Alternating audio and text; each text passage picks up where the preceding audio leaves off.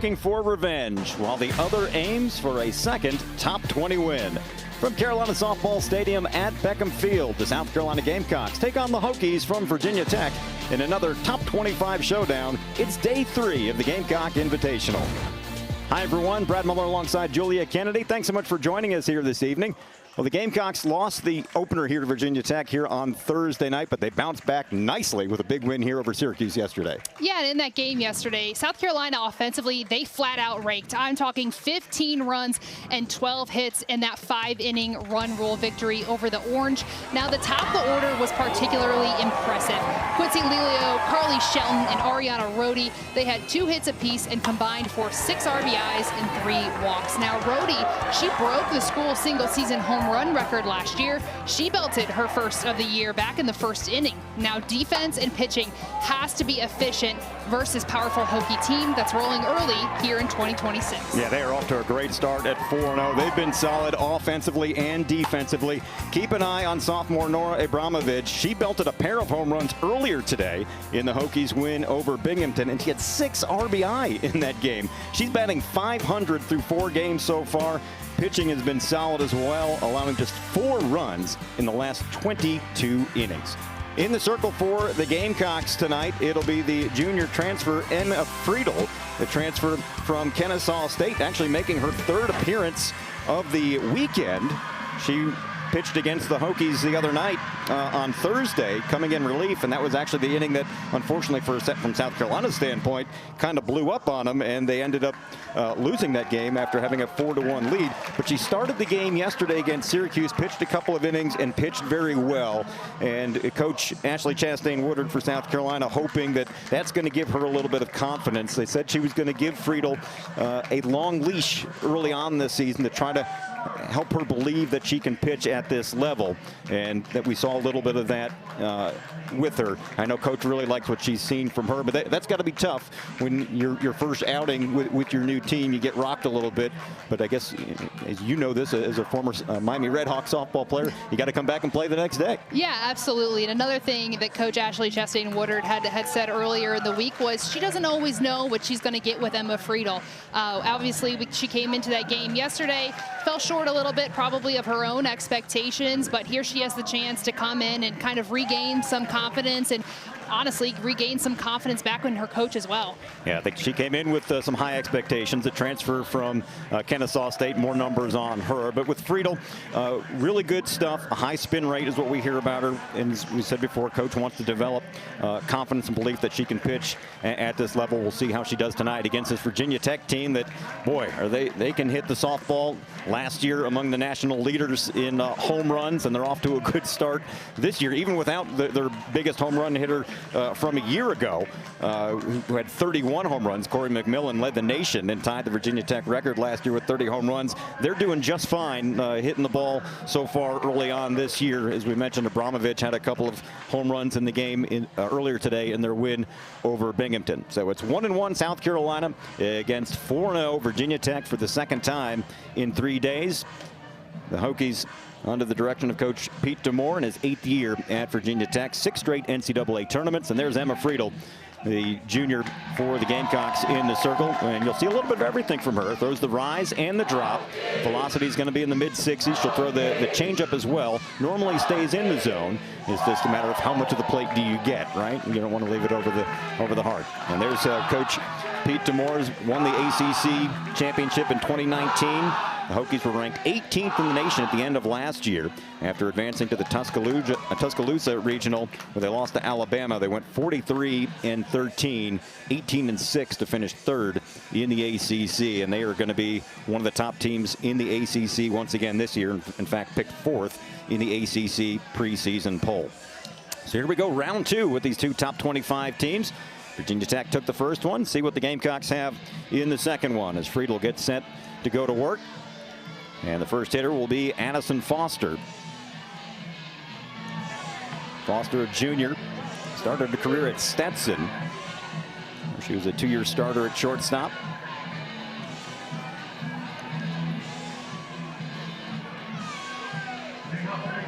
Foster hitting .286 through 4 games so far, 4 hits and 14 at-bats, has a home run and 3 knocked in. First pitch is outside. We're underway here on a cool night in Columbia.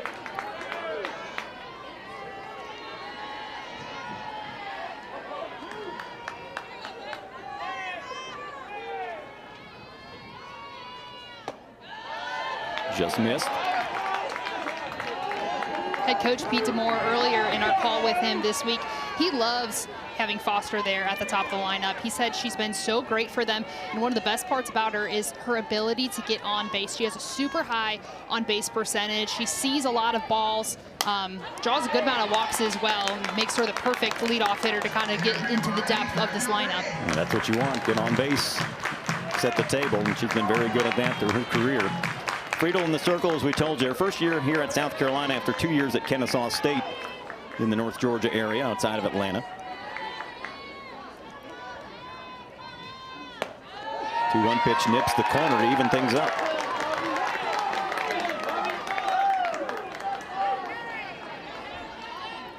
Foster 1 for 4 against the Gamecocks on Thursday.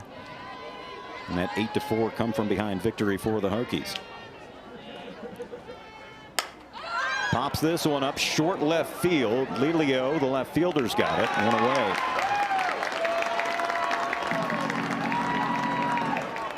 Quincy Lelio moving to left field this year. Played center field all of last year after spending her first few years at Oklahoma. Was part of several national championship teams there, but wasn't an everyday player. Was actually an infielder.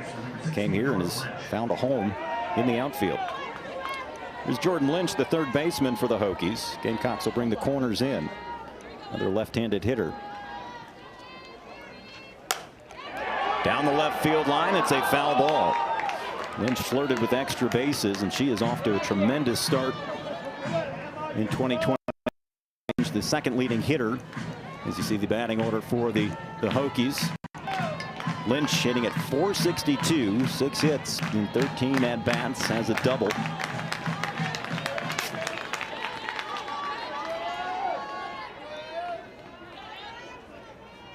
Last year hit .381. Pops this one on behind the plate. It'll get out of play. Last year, Lynch, third leading hitter for the Hokies, .381. Had 18 doubles, which was 5th in the SEC. Also had 10 home runs. Not all those home runs the Hokies hit last year. Third nationally. They averaged 2 home runs a game, 112 they hit last year. And Virginia Tech is kind of known for being one of those big hitting teams. For the last couple years, they've really been up there in the stat rankings on the NCAA as far as home runs, doubles even as well. And one reason why Coach DeMore, she really likes Jordan Lynch right here. I mean, already has a home run on this season, but most importantly, she is such a good hitter. He said her next step to even being better is being a little bit more selective in her pitches. When she goes up to bat, having a game plan, looking for her pitch, the pitch that she can hit, being a little bit more selective instead of just finding a pitch. Couldn't find that one from Emma Friedel as Friedel collects her first strikeout of the night. Second out here in the first inning. So a good start for Friedel so far. Take another look, and it's strike 3 here. Had some late movement. 2 outs for the catcher, Zoe Yeager. Yeager, a junior out of Neptune Beach, Florida. Earned third team All-Region, third team All-ACC honors a year ago. Hit .310, 9 home runs, 38 runs batted in. And so far this year, 3 for 10, 300 average, has a double, and 3 runs batted in.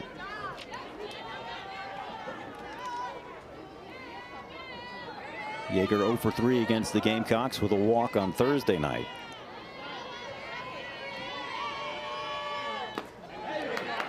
Over but low, and Friedel falls behind.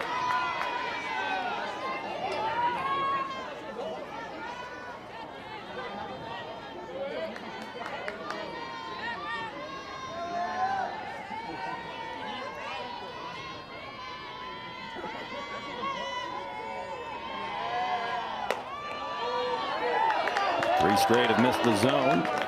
Hokies looking for their first base runner here.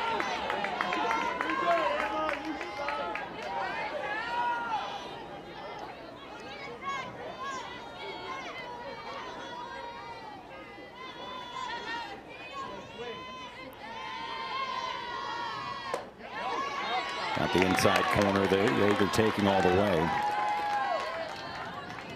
I think when people kind of scout Friedel, the one thing that they're looking for is really her rise. That's kind of her best pitch. That's what she's throwing. But even in this at-bat today, mixing in a lot more drop typically than normal. She's throwing that in the low to mid 60s, kind of changing the eyesight, the eye level of these hitters early on. Got the outside corner there, and Yeager's going to have to come back. She thought it was ball 4.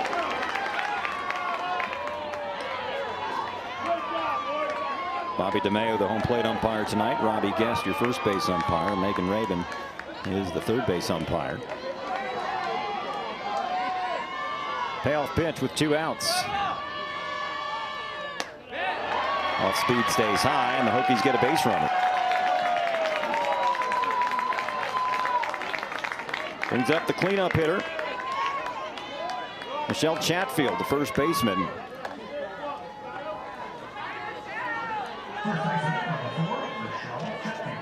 Chatfield off to a good start. 5 for 12 for a .417 average.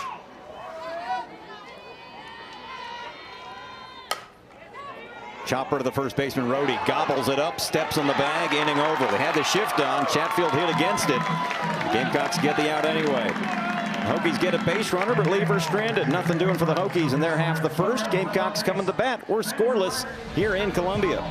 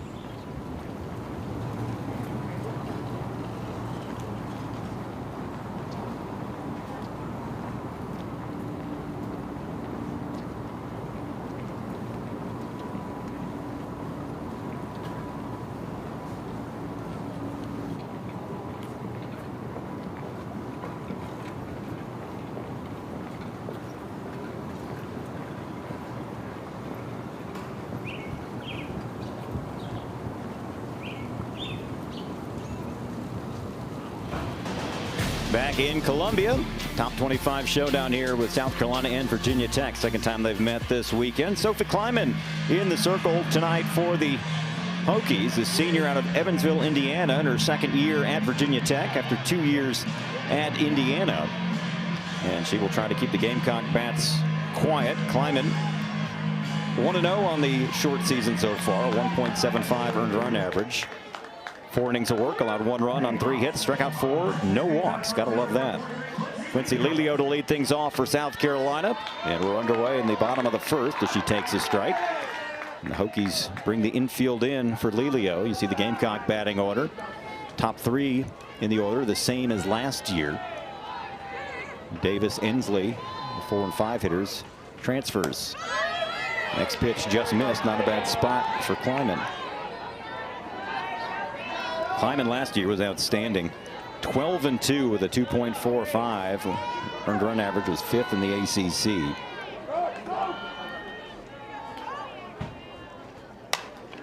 Grounder up the middle. That'll get through for a base hit.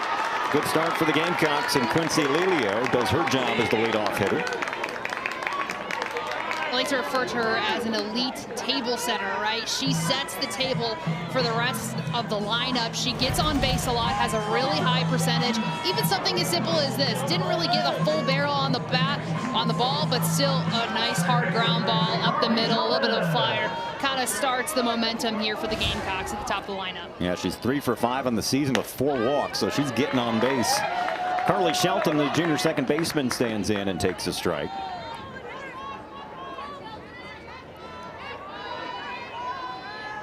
Lelio doesn't steal a lot of bases over there.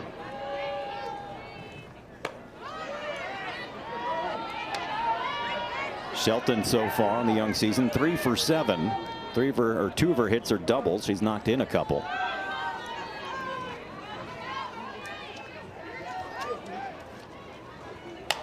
Rolls this one up the first baseline. Chatfield's got it. Steps on the bag for the out.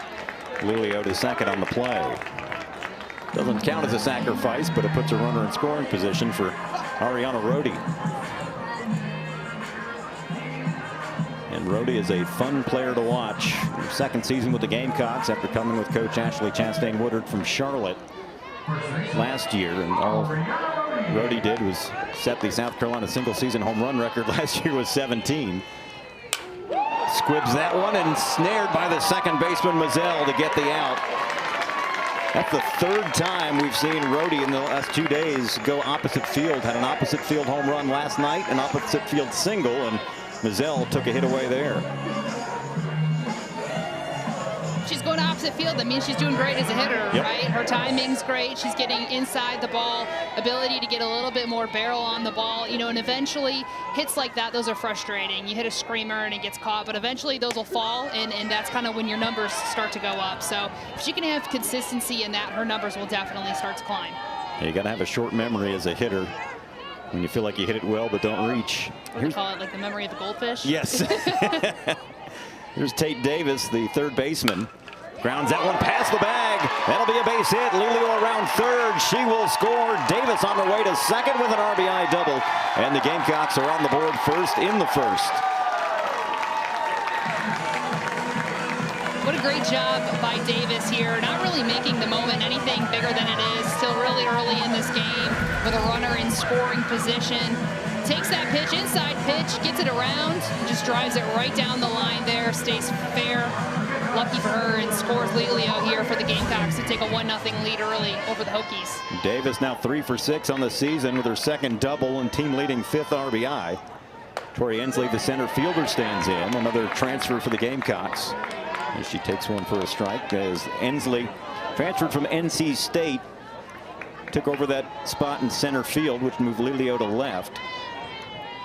Ensley 2 for 8 on the season with the double and a run batted in.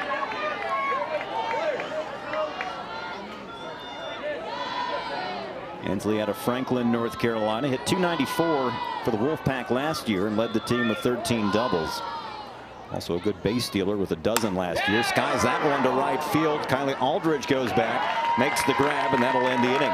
But the Gamecocks strike first. They get a run in the first, a couple of hits, and an RBI double by Tate Davis. Scores Quincy Lilio. 1-0 Gamecocks after 1 here in Columbia.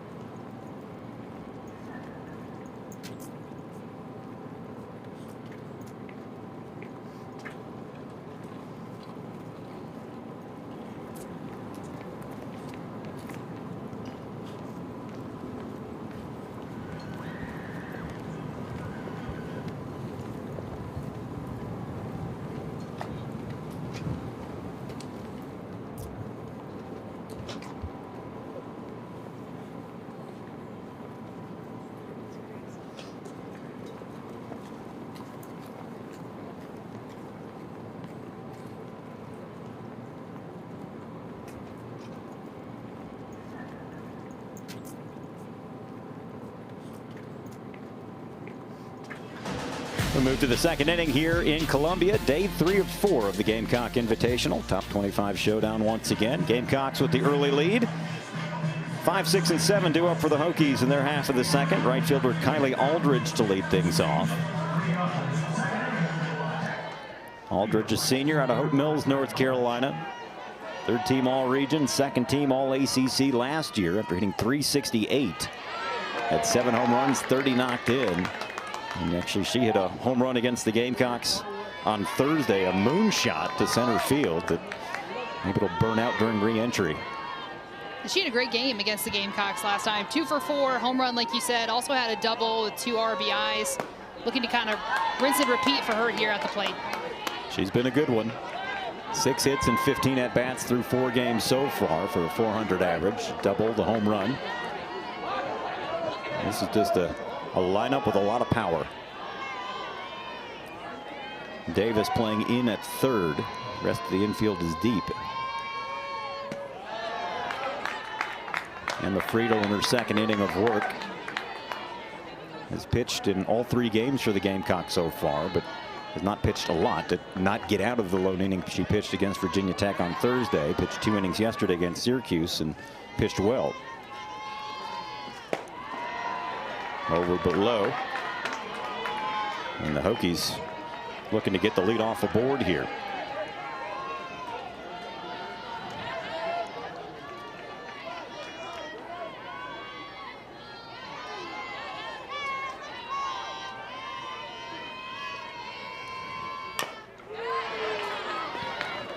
Friedel trying to flip the strikeout to walk ratio in her 2 previous appearances combined. 1 strikeout, 3 walks. Already has 1 walk tonight.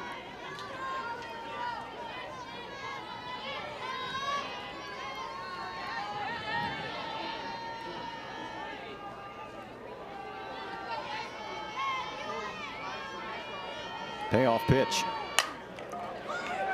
Carly Shelton's got it. One away. Good comeback there by Friedel after falling behind. Ended up getting the tough hitter to roll over to a ground out. Absolutely, and you see her working a little bit more with her drop ball, and those types of hits are exactly what she's looking to get. You know, obviously we would wish that everything would be a swing and a miss. Unfortunately, we can't do that, but giving those ground balls for her infield to kind of just make it the easiest play possible for her. I like how she's working that and utilizing that a little bit more this time around. Here's Nora Abramovich. We told you about her in the open.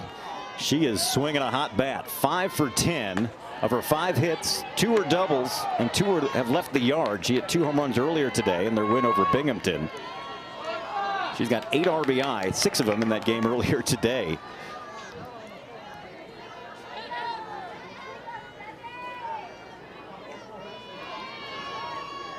I would never know this because I was a horrible baseball player growing up, but you as a former college softball first baseman, are there ever times when does the ball really look bigger when you're in a groove or something? What's going when you're hitting the ball like Abramovich is right now? Yeah, absolutely. I mean, when things are going great with you as a hitter and you're kind of in a flow state, you know, they call it the beach ball effect. You know, there are some times where that ball coming in, it just looks impossible to miss, and you know that usually happens off a front toss. You know, hopefully that translates into a game for you, and that's usually when you're hitting your best. But you know, when you're in a little bit of a slump, or maybe you're just getting frustrated as a pitcher, there's sometimes, you know, that size of that softball looks like the size of a ping pong ball, and it starts moving crazy, and that's kind of where that mental game comes in. You know, they talk about sports, it's 90% mental, 10% physical. That's where that mental battle comes in. How mentally tough are you as a hitter? I mean, softball's a game of failure. Like, if you fail 7 out of 10 times, you're outstanding. Yeah, you're still probably all conference. Yeah, you're doing great. So it's basically how good are you at overcoming that failure. Abramovich draws the walk here. Did not see a lot of pitches over the heart of the plate with how well she's swinging the bat. Not that you want to intentionally walk anybody on this Tech lineup to give them base runners, because they have power throughout their lineup, but Friedel was not going to give her anything over the plate. Brings up the second baseman, Gabby Mizell. Another dangerous hitter, hitting in the 7-hole. Freshman from Raleigh, North Carolina.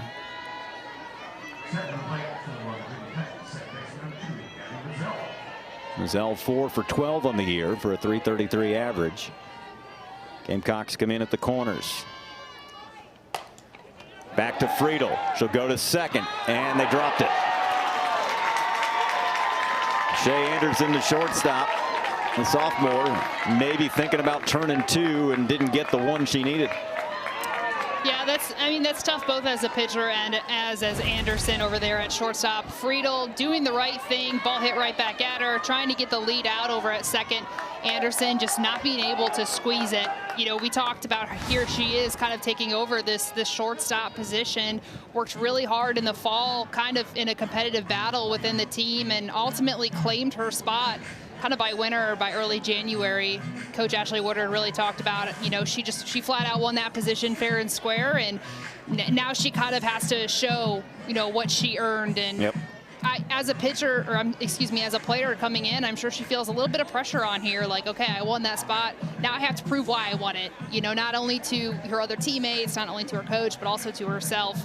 But, you know, simple errors like that, they happen sometimes. It's part of the game. It's just how can you overcome that? Can you come back? Can you make up for it at the plate? And I'm sure that's going to be kind of mentally going through her head right now, how she can bounce back from that, both physically and mentally.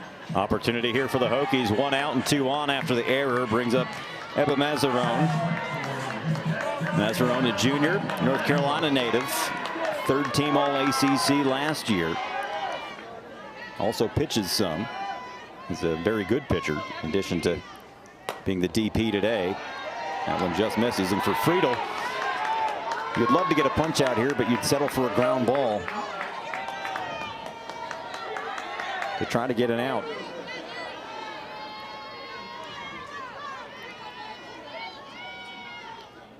Mazarone 250, 2 for 8 on the year.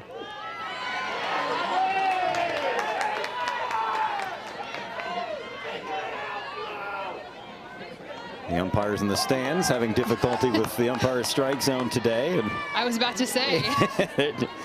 They're in postseason form already. Hey, these fans, you know, both sides, Virginia Tech, South Carolina, they're competitive. They want the best for their team. They want the best for their players that they're cheering on, you know. Hey, I get it. As long as the zone is the same in the first inning, in the 7th inning as well, that's all you can ask for, right? If he's giving a couple inches or not giving a couple inches one way or the other, as long as it's the same for both teams, you adjust. Big cut there and a good pitch there by Friedel, tailing away from the left-handed hitter. It was a great pitch right there on the outside half. Mazarone just kind of falling off it a little bit through the zone.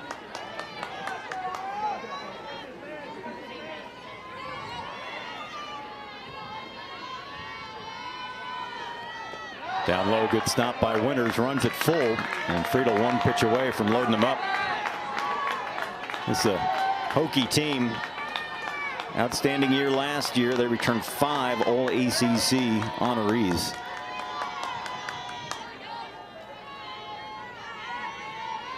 Payoff pitch. We'll have another one. That one was tailing away from the left-handed hitter. What I like there is, you know, Friedel threw that 2 pitches ago, saw a swing and miss, needs a strike here, went back to that. I thought Mazarone did a great job adjusting to that pitch. Instead of swinging and miss, here she is following it off, getting even closer, but I like that pitching call there from Friedel. Friedel back to work. The payoff again. Swing and a miss, strike 3. Emma Friedel fired up. It's just the second out, but it's a big one. Huge strikeout from Friedel there. Looks like a little bit of an off speed there, floating up, but big momentum change there for her. Now she's got 2 outs instead of what could have been bases loaded with just 1. Brings up the shortstop, Annika Rose, junior out of Lovettsville, Virginia. 3 for 11 on the year. And if you're Emma Friedel in South Carolina, this is the one you want to get, because it's the top of the order after that. Not that Rose isn't a good hitter, because you often have a good hitter in the 9-hole to turn the order over, but still would rather not get back to the top of the order with multiple base runners. Chopper to third. They'll step on the bag as Tate Davis makes the play. Good comeback there by Friedel in the Gamecock defense after the error. Nothing doing for the Hokies in the second. They get 2 aboard, can't do anything with it. We go to the bottom of the second in Columbia. South Carolina is still leading Virginia Tech 1-0.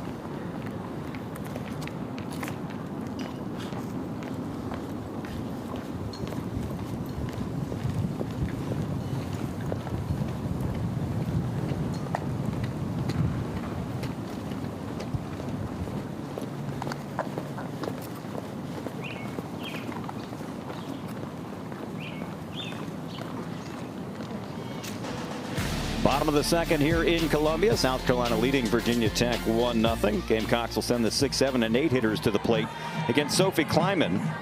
Catcher Lexi Winters to lead things off, or Winnie as the team calls her. One of the leaders of this team. Transferred from Charlotte last year with the coaching staff as well.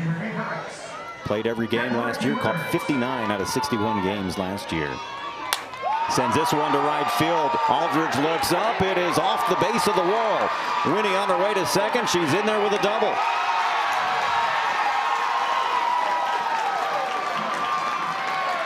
Well, if you were late coming back with your popcorn, Lexi Winters didn't give you enough time as she gets her second hit of the season, her first extra base hit.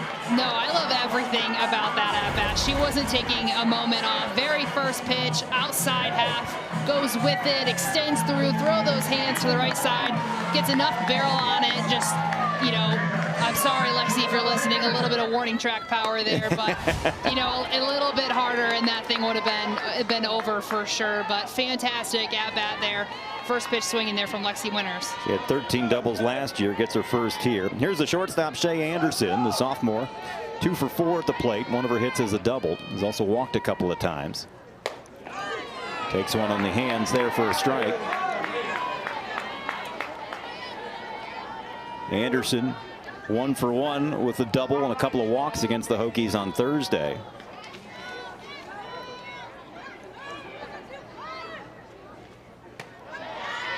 Sophie Kleiman in the circle. Talk about all the experience that this team brings back. You got Cassie Grizzard, Sophie Kleiman, and Emma Mazzarone combined, the pitching trio that returns for Virginia Tech last year, through 190 innings for them last year. It's good to have those veterans that have been through it all coming back for you in the circle. And Virginia Tech, told you, in the top 4 in the preseason poll for the ACC, and you can see why they're going to be one of the favorites to get to the postseason again with all the bats and all the arms they bring back. Yeah, absolutely. And you know, they lost a big name in the circle, Emma Lemley. I mean, she was kind of the face of the VT pitching staff for, you know, a long time, and she had that absolutely just terrible rise ball that just ripped hitters apart. I know my team, we definitely saw a little bit of that. Just absolutely ripped hitters apart. But what Coach Pete DeMoore said earlier is that, you know, he wants to make that postseason run and obviously wants to get as far as he possibly can. But if they're going to do it, they're going to pitch their way through it, right? Their hitting is already elite. Their defense is already elite. It's going to be their pitching that gets them, and them being able to have so much veteran pitchers on staff already, that gives them a huge advantage when making that postseason run. Payoff pitch stays high to Anderson. First walk allowed by Kleiman, and the Gamecocks get the first 2 aboard here in the second. And it brings up the right fielder, Kai Byers, with a good opportunity. Byers, a freshman in the starting lineup here out of Mechanicsville, Virginia. Byers 2 for 4 on the young season, the previous 2 games. Or 2 for 5, I should say. Has a couple of runs batted in.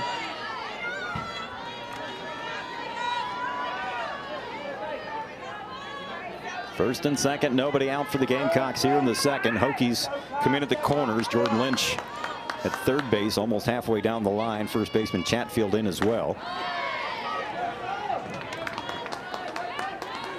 Center fielder Foster shaded towards right center.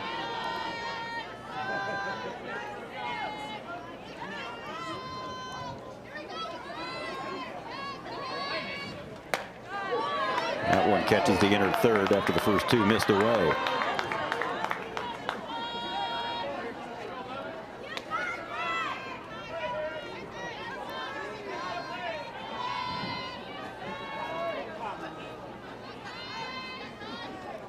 Tries to bunt her way on, couldn't sneak it down. It's 2-2. I like the idea, though, a bunt late in the count, even though the Hokies had been playing in a little bit. Yeah, the shift that they're putting on is super interesting. Right now, well, they kind of just rearranged their shift, but they had the corners super in, the middle infielders pinched, and then they have this huge gap here in left center. Tried the checker swing. Did she go around? Base umpire says no. The Gamecock fans applaud. The Hokie fans boo. Usually how it goes, you know, with home crowds. And kudos to all the families and fans that have made the trip here for early season softball. It's got a good crowd here tonight. Another payoff pitch. We'll have another one. It's a little chilly here. Well, for South Carolina standards, we'll say that. You know, when it's below 75, we call it chilly, but it is a little bit colder as the sun went down. It was not as cold as it was here Thursday night when these two teams met. It was down in the 30s as that game was played. Another 3-2 to Byers. Hit in the air to left center field. Foster goes back to the wall. Touch them all. 3-run home run for Kai Byers. And the Gamecocks lead it 4-0 as the freshman goes yard for the first time in her career.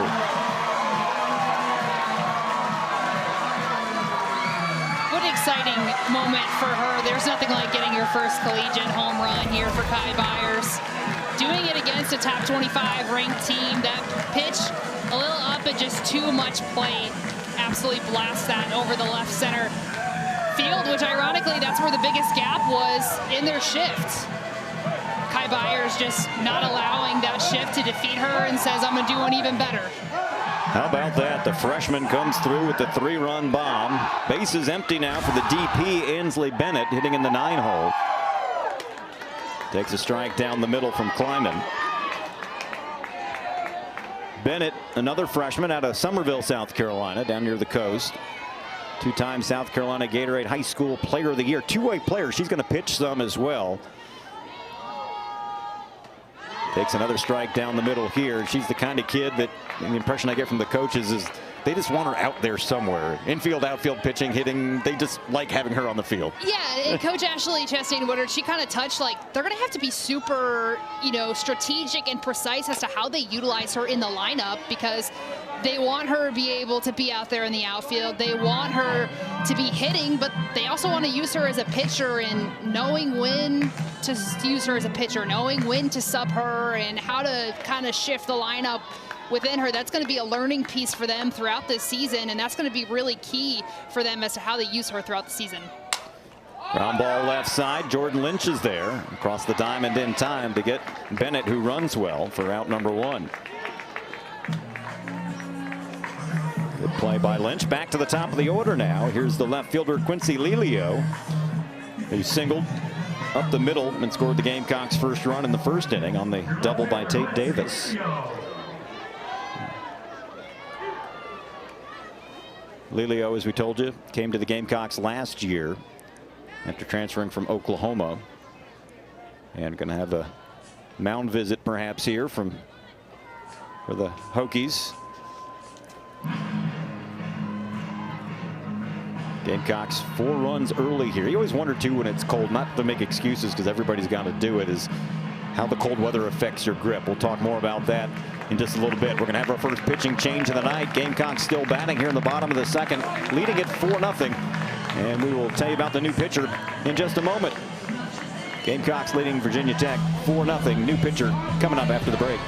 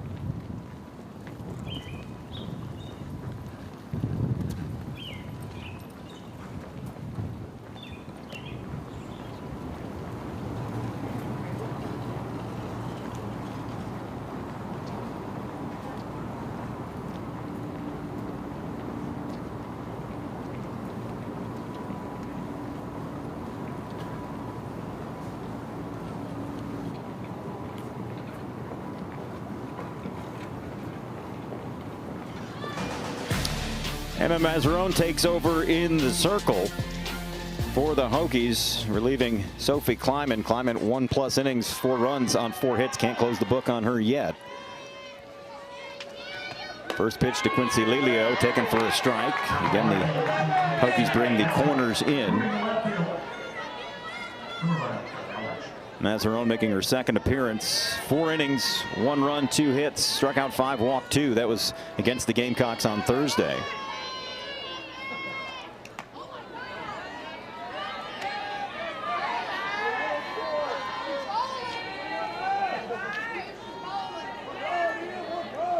We kind of hinted at it a little bit earlier, but something that's a little different about the Hokies pitching staff this season compared to last season is last year they had that ace, they had Emma Lemley that they could lean on, and they could run her a full 7 innings, yep. and they would do that heavily. Now we have Emma Mazzarone coming in here. Been with the program. She definitely is a little bit more of their ace. She's definitely the one that you're going to be seeing throughout the season coming in. But a little bit difference is she has a lot of great pitchers around her now, kind of supporting her, leaning on her. It's not like, you know, it's her all or nothing. She's got a more of a collective team that they're able to use the whole staff a little bit more this season, which hopefully will kind of ease her, maybe not have her throw as many innings, allow her to rest and really have a better performance. Mazzarone last year 11-3 in the circle, 3.32 earned run average through 92 2/3 innings last year. Had 95 strikeouts in 92 2/3, 61 walks, and opponents didn't hit that well against her. Payoff pitch to Quincy Lelio. Right to the first baseman, Chatfield, who steps on the bag, and there's the second out. 2 outs, bases clear, and it brings up the second baseman, Carly Shelton, who grounded out to Chatfield at first back in the first inning, so 0 for 1 today.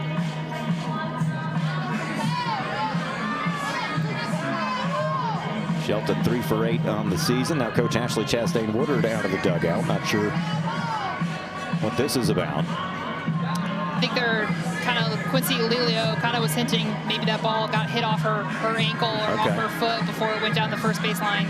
I think she just wants to have a conversation just to see if the umpire saw that as well.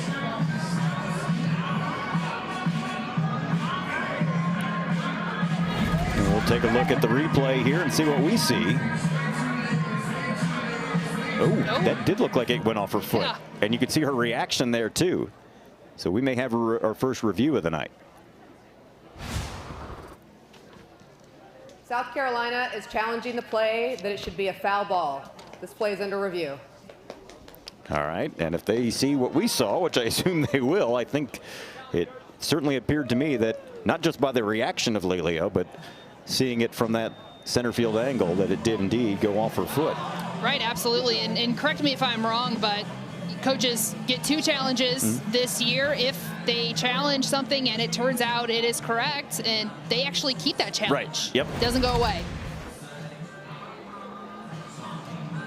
So we'll see if Lelio gets to extend that bat. Another look at it there. It certainly looks like it went off the side of her foot, and then the reaction kind of sells it too. And it's an instant reaction. Yeah. That's something we need to make importance of. It wasn't like she saw that Chatfield had it and said, "Oh, my foot." It was. Oh yeah, that's clear as day, hitting right off that inside part of her foot there. So we'll see what the men in blue decide. Folks are here at the stadium are also seeing it on the video board as well. Some dirt does fly up as well, but it looked like it did hit part of her cleat, especially on the other angle we saw in addition to that one.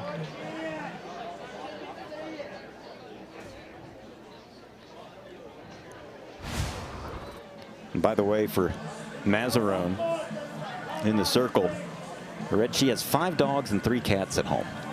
I hope they have like a big backyard or a farm or something. That's because, a lot. Yeah. That's a lot of hair. That's a lot of hair. Yeah. It's a lot of pet food. Yeah, just think about that. Who walks them? You know, that's a great point. You know, I'm hoping they got a big yard where you don't have to do that. I saw another, fun fact. Lexi Winters has 79 jelly cats? Yeah, I had to look those up because I didn't know what those were. Apparently they're like stuffed animals. Yeah, I didn't know what that was either. I'd never heard of it, but 79 is a lot. After review, the call has changed. The ball did go off her foot. The count will be 3 balls and 2 strikes. All right, so you heard the South Carolina challenge. challenge. They have 2 Was remaining. one for Coach Ashley Chastain Woodard. A good challenge there. At least it extends the at-bat for at least one more pitch for Quincy Lelio. We'll see what happens here. It'll be another 3-2 pitch to her with now 1 out.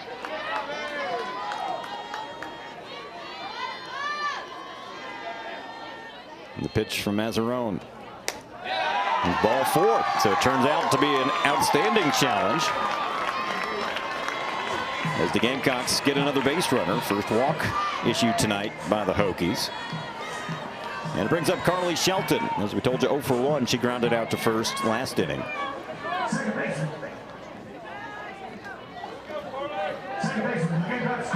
Lelio at first. 6 stolen bases last year. Has not attempted a steal this year. Shelton had a healthy cut, but came up empty. Shelton 3 for 8 on the season. 2 of her hits are doubles.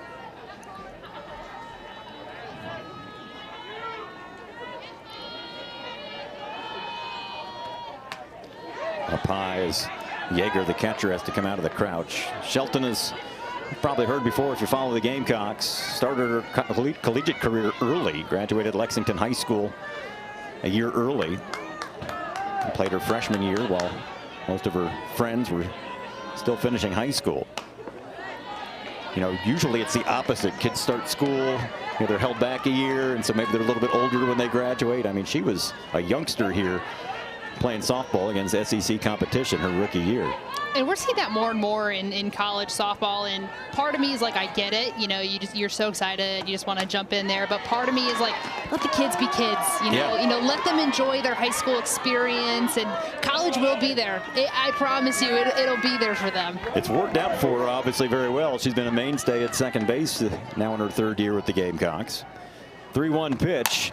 Comebacker. Oh, what a play by Mazzarone. Flips to second for 1. They won't get Shelton at first, but that was self-defense for Mazzarone, and she still gets the out. My goodness. A little bit of a heart stopper there for Mazzarone. And, you know, they work on PFPs throughout practice, but those hard balls hit right back at them. They don't get to work on those too much, but great glove work, self-defense. And I love that she was still in the moment, being able to stay calm and still get that lead out there at second. Here's Ariana Rode, the first baseman. She lined out to second back in the 1st inning. They shift a little bit for her. The second baseman playing behind the bag at second. Rode, as we told you, 17 home runs last year, was a South Carolina single-season record. Has 1 so far this year after a 2-run shot in the 1st inning yesterday against Syracuse. Ground ball right side. Mizell can't come up with it. And the Gamecocks have him at first and second. As again, Rode hitting against the shift. Yeah, absolutely. You saw the second baseman there, Mizell, kind of shifted up the middle, basically kind of playing at second base. You know, obviously Carly Shelton there, very quick on the bases, but she's basically playing behind the base. Just finds that gap right there in the 3-4 hole, punches it through. Here's Tate Davis, the 3rd baseman, who started the scoring with an RBI double last inning. The Ole Miss transfer in her 1st season with the Gamecocks.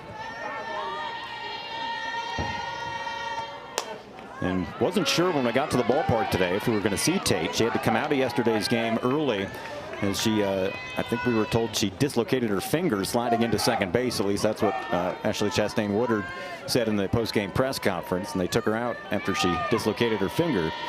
But fortunately, she's okay. Chops this one left side. Another chance for Lynch. Throws across in time. Inning over. But the Gamecocks get 3 runs. They do it on 3 hits. The big one, the 3-run home run by the freshman, Kai Byers, leaves the yard for the first time to give the Gamecocks a 4-run lead. And the Gamecocks rookie celebrating her first long ball. 4-0 Gamecocks after 2 here in Columbia.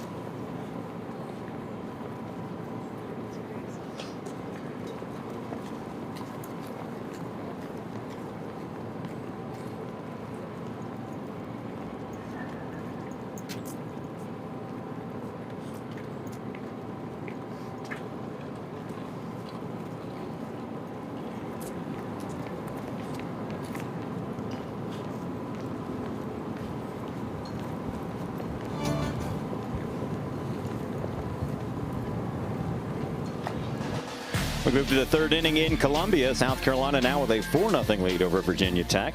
Hokies will send the top of the order up against Emma Friedel in her third inning of work, her longest outing of the young season. She's pitched a little bit in all 3 games for the Gamecocks. Addison Foster set to lead things off. She led off the game with a fly out to left field.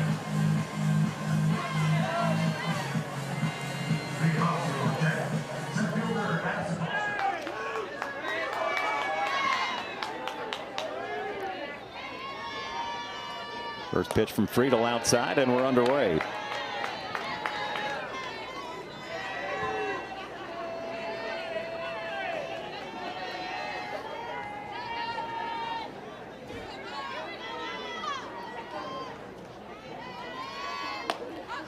Little nubber, the shortstop Anderson can't make the play. Kind of hitting no man's land there. A dying quail and unable to come up with it. It'll go as an infield single. But tough luck for Shea Anderson, who had an error earlier that didn't come back to hurt. And sometimes those are honestly like the hardest balls to field. Coming off kind of the end of the bat there, get a little bit of a knuckleball, kind of look on that ball when it's coming in, but ultimately that's a play that needs to be made at the end of the day. Here's Jordan Lynch, the third baseman, a strikeout victim in the first inning. Skies this one to center field. Tori Ensley's got a beat on it, makes the grab, and there's one away. Hokies getting aggressive early here against Friedel, second time through the order. Brings up the catcher Zoe Yeager, who walked in the first inning, was left stranded at first. Catcher Zoe Yeager.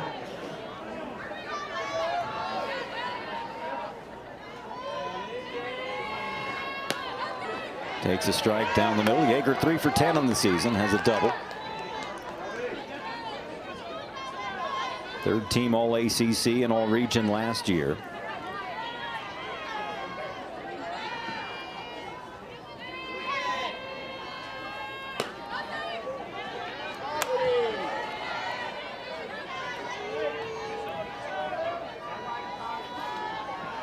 Foster over at first has not attempted a stolen base yet this year.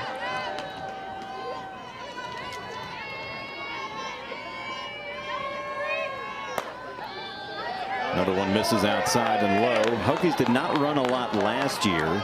In 56 games, they had 37 stolen bases. That was 13th in the ACC. But when you have as much power as they do, or did and still do, maybe you don't want to run yourselves out of innings, right? Yeah, and even the fact that they didn't steal a whole lot of bases last season, even when they did steal them, they had a lot of success. They were only thrown out stealing 6 times last season. So they may not have done it a whole lot, but when they did do it, they were successful at it, and it was effective for them.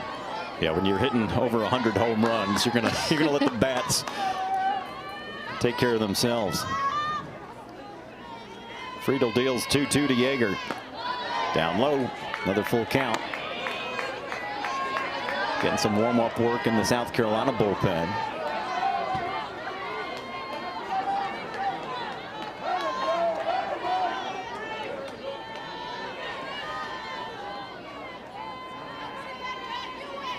Payoff on the way. Hammered deep to left field. Forget about it. That's over the net and onto the track, and the Hokies are on the board. A 2-run shot by Yeager, her first of the year.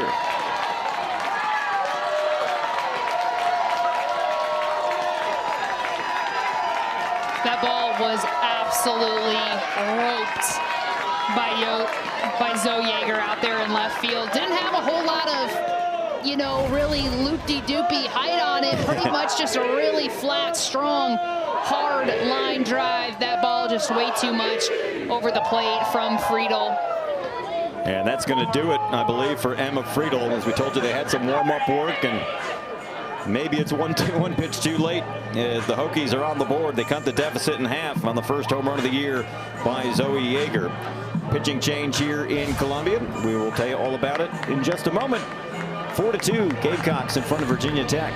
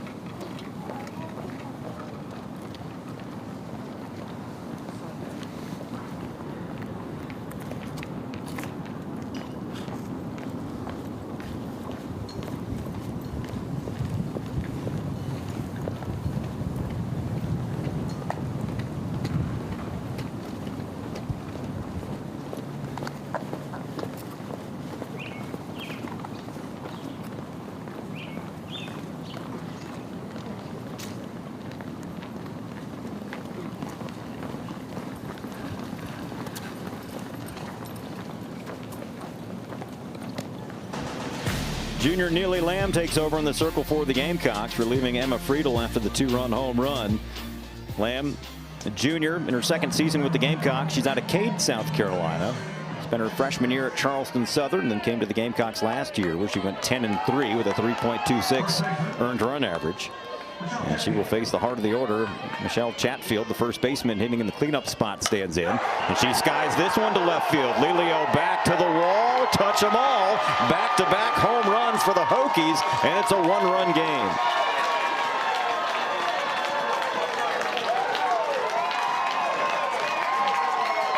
Michelle Chatfield goes yard for the first time this year. Something she's done quite often.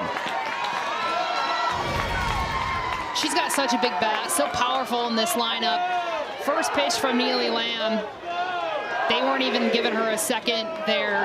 Touches warm up at all. Chatfield, first pitch swinging, going yard, hits a bomb over that left center gap.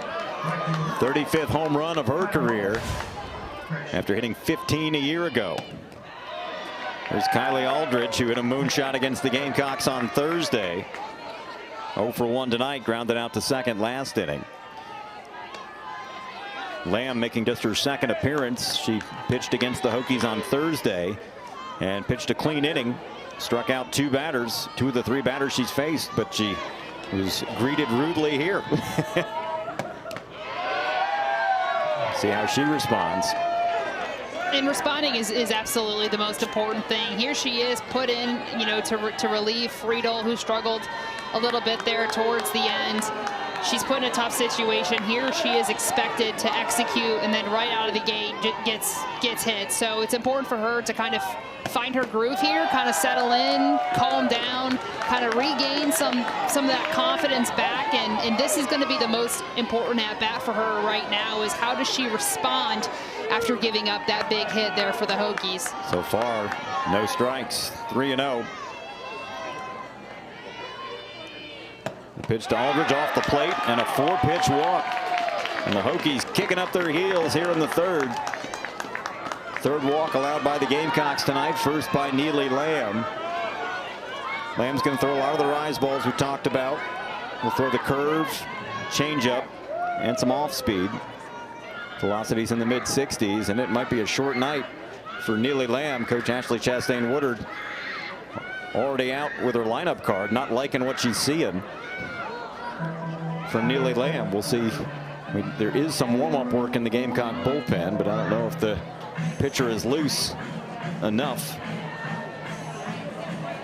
Lamb expected to be one of the top pitchers for the Gamecocks today, but threw 5 pitches, 1 left the yard, and then missed 4 straight to the next hitter. And we are going to have another pitching change rather quickly. Hokies with 3 runs already and a runner at first, just 1 away. And Gamecocks will make another change. We'll tell you about the new pitcher when we come back. 4-3, Gamecocks in front of the Hokies.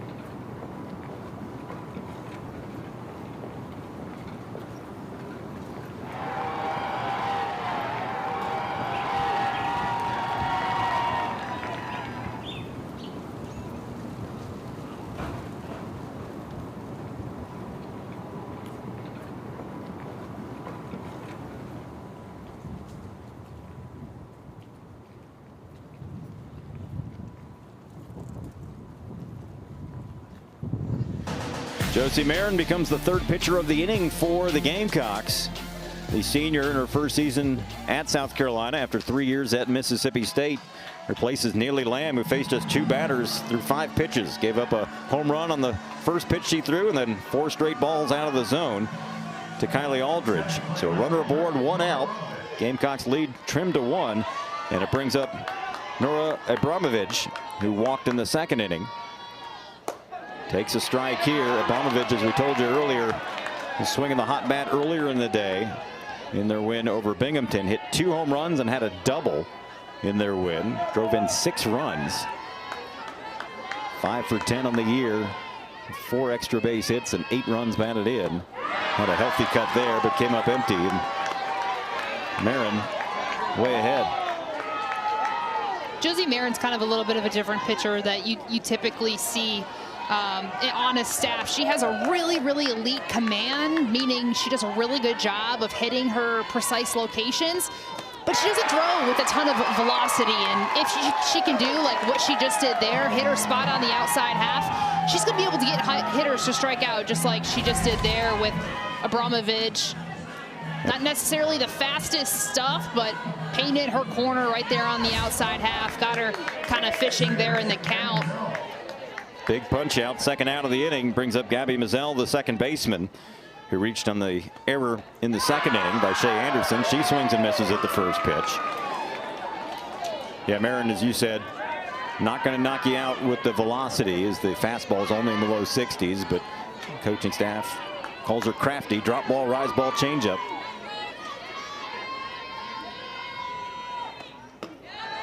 First pitch out of the zone. Hokies got back in this thing in a hurry this inning. After an infield single to lead things off. Back-to-back home runs. Hit down the left field line. It's a fair ball. Going to be extra bases.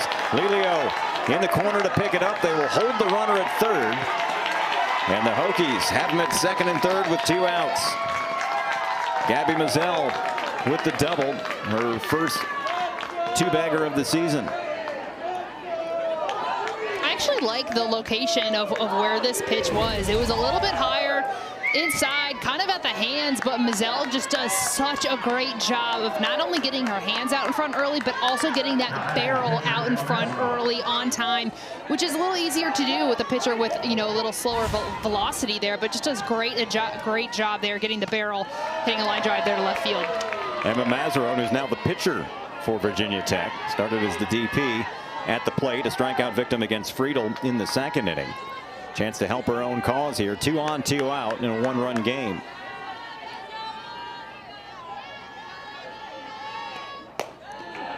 Catches the outside corner. 4 hits in the inning for the Hokies, 3 of them for extra bases. Marin trying to put out the fire. Swing and a miss. Again, had a healthy cut.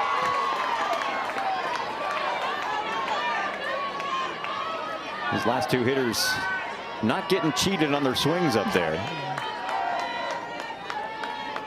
If you weren't swinging hard, what are you doing? Why are you playing the game? You should be swinging hard every time. There you go. 1-2. Didn't chase. Some good plate discipline there by Mazeron. It's got to help a little bit when you're a 2-way player. I would think it would help you recognize pitches sometimes as a pitcher when you're hitting. Yeah. Doesn't mean you're going to hit it, but right. And you know, it's interesting because it's different seeing the ball come out versus seeing it come in as a hitter or first pitcher. 1-2 again. Again, she lays off.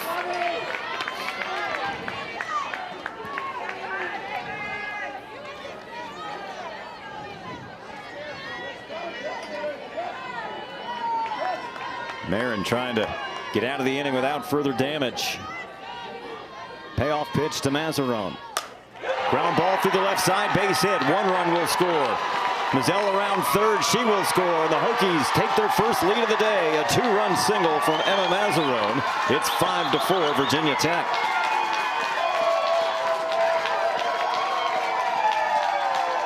Just like they did against the Gamecocks on Thursday, they have rallied from an early deficit Gamecocks led on Thursday 4-1, and the Hokies had a 7-run 6th inning. And here, a 5-run inning so far in the 3rd to erase a 4-0 Carolina lead. And I love that at-bat from Mazzarone. She was down in the count there a little bit. A couple pitches she saw, they were high drop balls, but they had a lot of spin on it. They were dropping really great, dropping in the zone there. Stayed patient, fouled off pitches that she needed, and then found the pitch that came in just a little too flat. Was able to rip it, knock in 2 more runs there for the Hokies as they now take a 5-4 lead. Brings up the shortstop, Annika Rose, the 9th Hokie to come to the plate this inning. They didn't have a hit through the first 2 innings. They've got 5 here to go along with 5 runs to take the lead.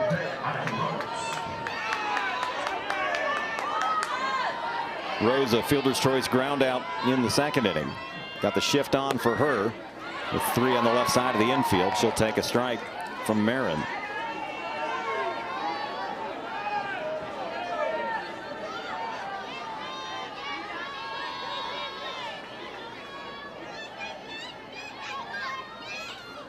Ground ball, first base side. Brody is there. She'll step on the bag, inning over, but the damage is done. Virginia Tech takes the lead. They do it with 5 runs on 5 hits and a runner left on base. 5-4 Virginia Tech over South Carolina. Heading to the bottom of the 3rd, back-to-back home runs from Zoe Yeager and Michelle Chatfield, and the Hokies with a big 3rd inning.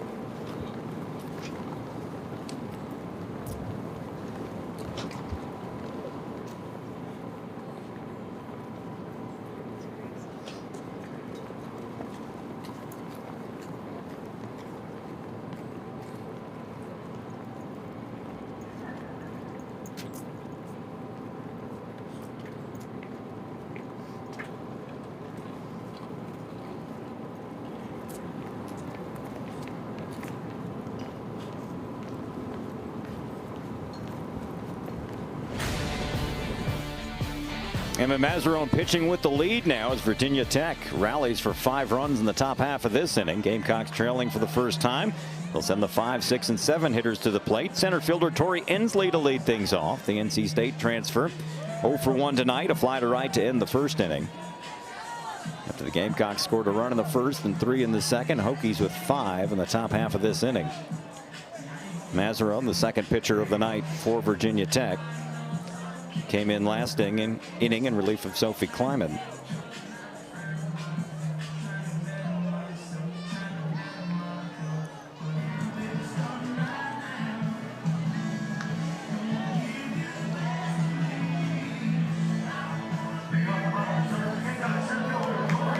Ensley stands in, as we told you, 0 for 1 tonight. 2 for 9 on the season with a double. 1 run batted in. First pitch up high, and we're underway. Ensley 1 for 4 against the Hokies on Thursday.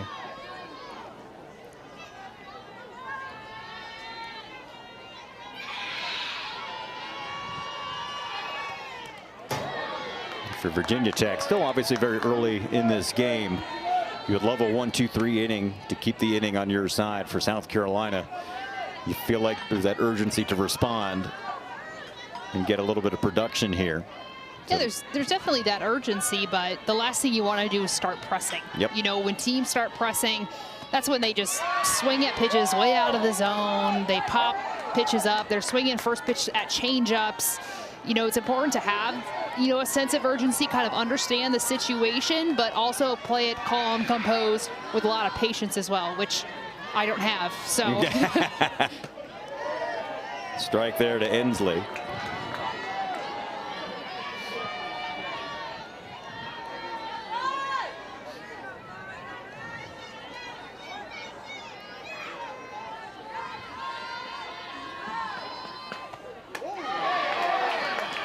Missed inside, and the Gamecocks get the lead off the board, just what the doctor ordered for them. That is the third walk allowed by the Hokie pitching staff tonight. And it'll bring up Lexi Winters, the catcher, who doubled and scored in the second inning. Now 2 for 9 on the season, her first extra base hit of the year.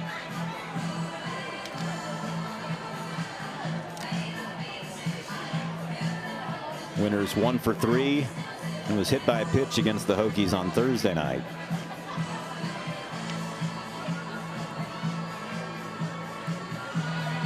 Ensley at first has 1 stolen base on the year after swiping 12 bags last year at NC State. Lexi Winters.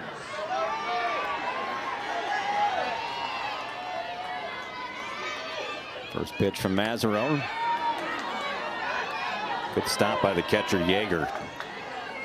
Ensley had bluffed over at first, but if that one got away, she would have been standing on second. Ensley with a ton of speed, not only on the bases, but also translates to her in the outfield, giving her an elite range when playing there. Definitely an important grab. Fouled off of Winters in the batter's box.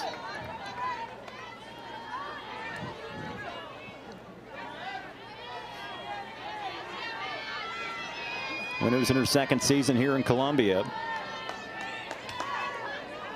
After a couple of years at Charlotte, and followed Coach Ashley Chastain Woodard here. She'll take a strike here.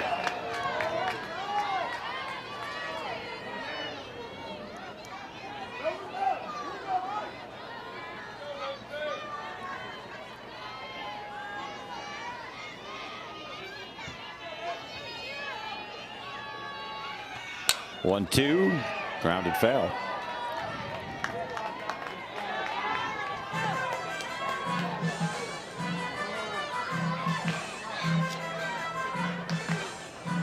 This is the 17th time these two teams have met. Virginia Tech leads the series 9-7. Hokies have won 3 straight prior to Thursday. Last time they met was in February of 2022.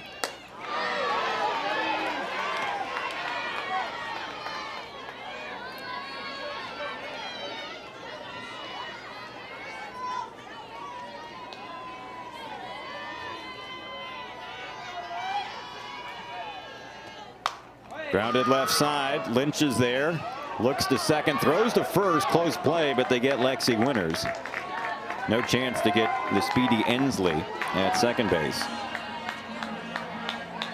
The tying run is in scoring position with 1 away for the shortstop Shea Anderson, who walked and scored in the 3-run second inning for the Gamecocks.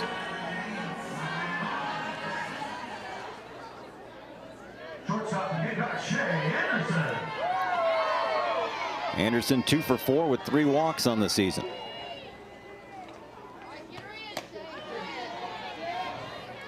Good velocity there from Mazzarone.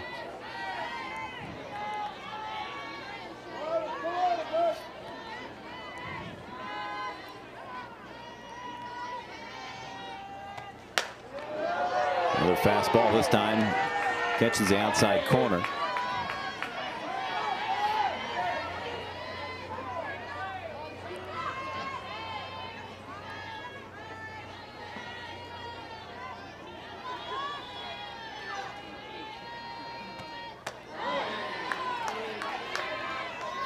Took something off and missed high there. That's tough. And you see 70 and the next one's around 58, 59. Sometimes makes your knees buckle a little bit. Couldn't catch up to the heat there. Another 70-mile-an-hour. And I'm wondering if after a 58, 59-mile-an-hour pitch, if 70 doesn't look a little faster. It definitely does. It definitely does. Mazzarone looking for a punch out here. 2-2 pitch. Grounded left side. Rose is going to go to third. And they got her. Ensley erased at third base. Even with her speed, couldn't get under the tag. And no argument. Well, now the third base coach looking at the umpire. Don't know if we're going to get a review of this or not. bang bang play at third.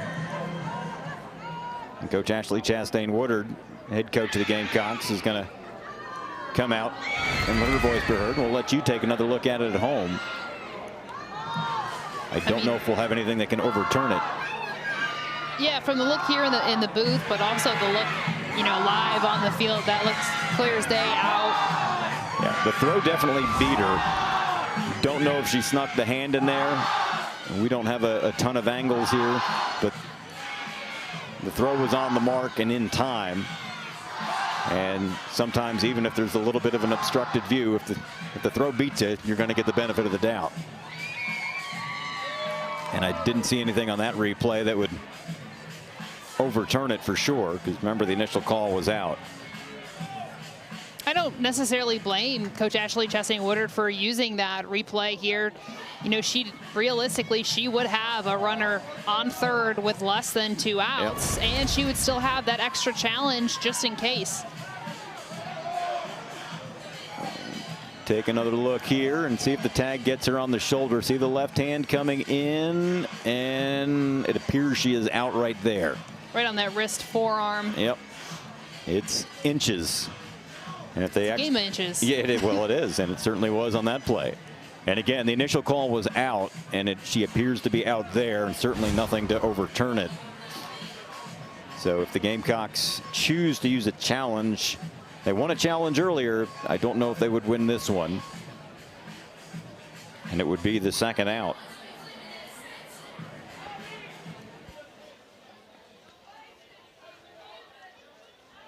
South Carolina is challenging the play that there was obstruction at third base. There you go. That was going to be my next question. Because clearly, by our replay, she was out, and now the obstruction rule will come into play. Did she use any part of the body before the ball got there to prevent the base runner from having a clear path to the bag? I think obstruction is honestly one of the most frustrating calls in all of college softball. There's no real clear defined reason as to, or kind of explanation with that call, and it's so subjective, umpire to umpire.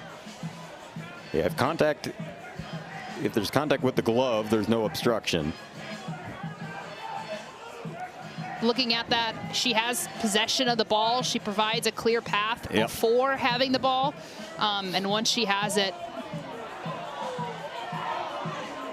it's super close.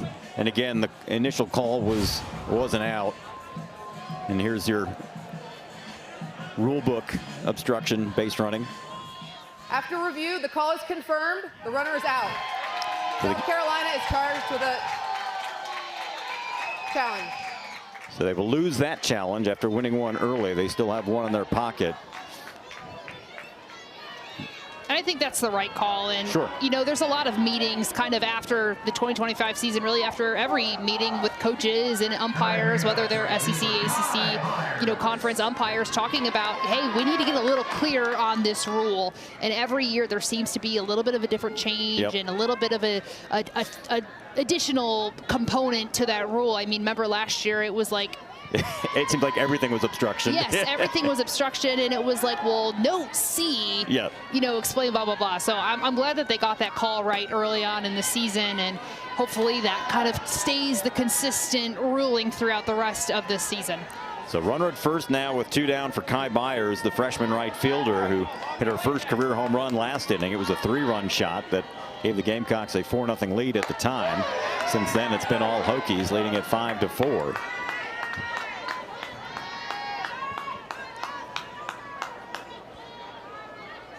Anderson at first, 0 for 1 stealing bases this year, was gunned down trying to swipe a base against the Hokies on Thursday.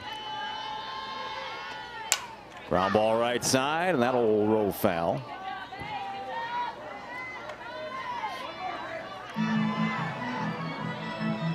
Mazzarone trying to work around that leadoff walk to Inslee, who was just erased at third base. Runner still at first.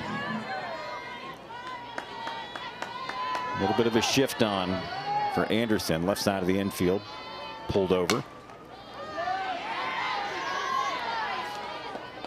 Seeing that more and more the last last few years.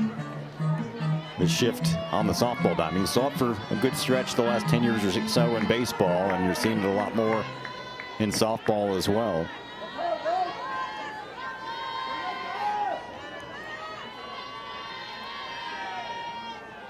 One-two pitch. Gets away, and Anderson's going to take second. First wild pitch we've seen tonight.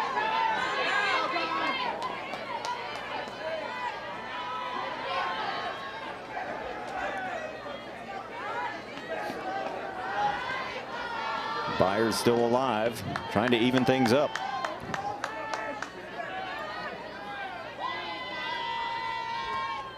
Checked her swing, went around, strike three. Nice job of pitching from Emma Mazzarone.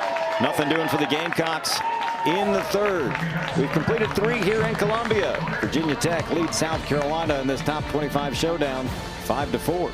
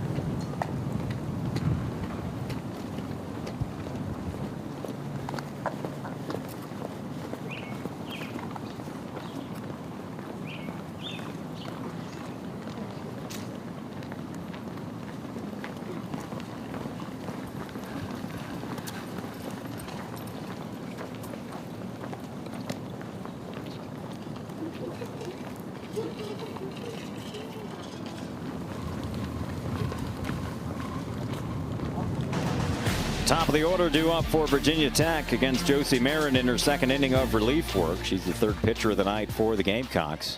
Hokies looking to add to a 1-run lead here after rallying from a 4-run deficit. Scored all 5 of their runs last inning when they sent 9 hitters to the plate. Foster 1 for 2 tonight. An infield single last inning, came around to score as well.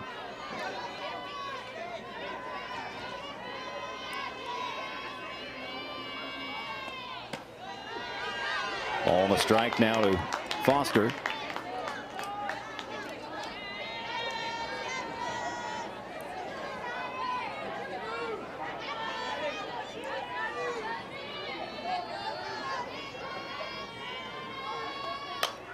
Fouled off left side. That'll reach the seats. That was a nice catch from someone in the next to last row.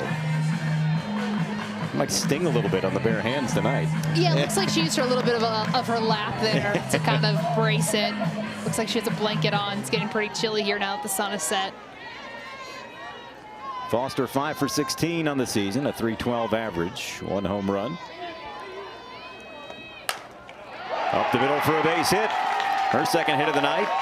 And a good start for the Hokies here in the 4th. You know, Foster, she doesn't really do too much with this pitch. Given a ball that's plated a little bit. Not even really a full swing by her, just kind of sticks her barrel out there and able to get a base hit up the middle. But those little things are great to start momentum, gets her on base. Here's Jordan Lynch, the third baseman, 0 for 2, a strikeout and a flyout tonight. And hits in the same spot, but look at that play by Shea Anderson. She'll turn 2. Wow. Shea Anderson electrifies the South Carolina faithful with a double play. Second time she's turned a double play in this tournament. Just elite, making sure tagging the bag from the knees, making the throw. Was a victim of 2 errors earlier in this game, but coming up here strong.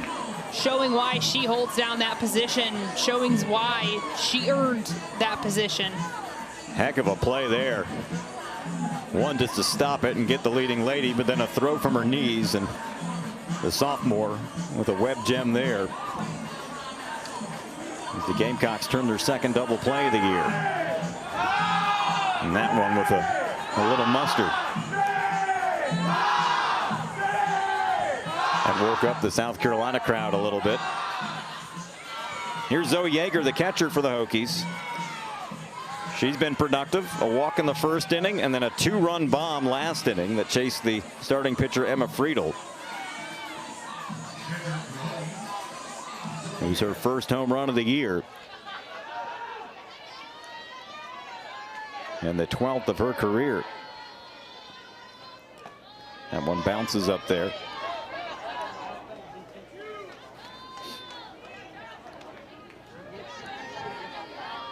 Yeager now 4 for 11 on the season. Over 4 hits. One was that home run, another's a double.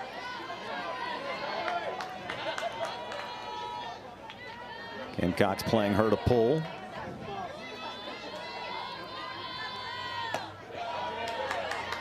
Stays high as Marin falls behind again.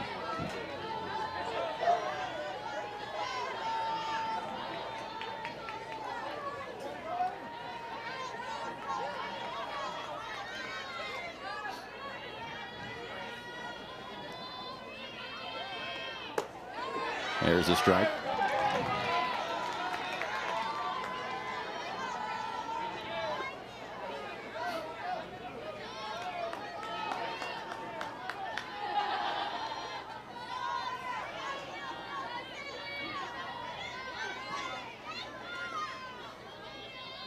Marin back to work.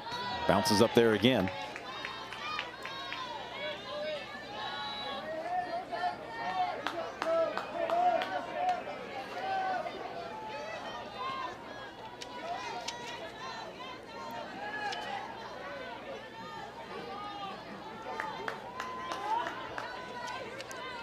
Yeager trying to keep the inning alive.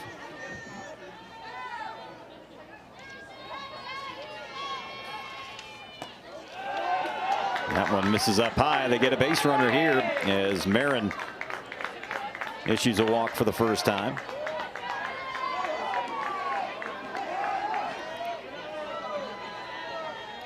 Looks like Marin has been trying to utilize that drop ball a little higher in the zone, trying to get it to drop right as it's crossing the plate. It looks like the last couple times those pitches just getting a little too high out of the zone. 4th walk by Gamecock pitchers tonight. That one's hit off the umpire by Michelle Chatfield. They got a runner almost hung up between first and second. And the Hokies will not go quietly here in the 4th. They've got them at the corners with 2 outs on the line drive by Chatfield.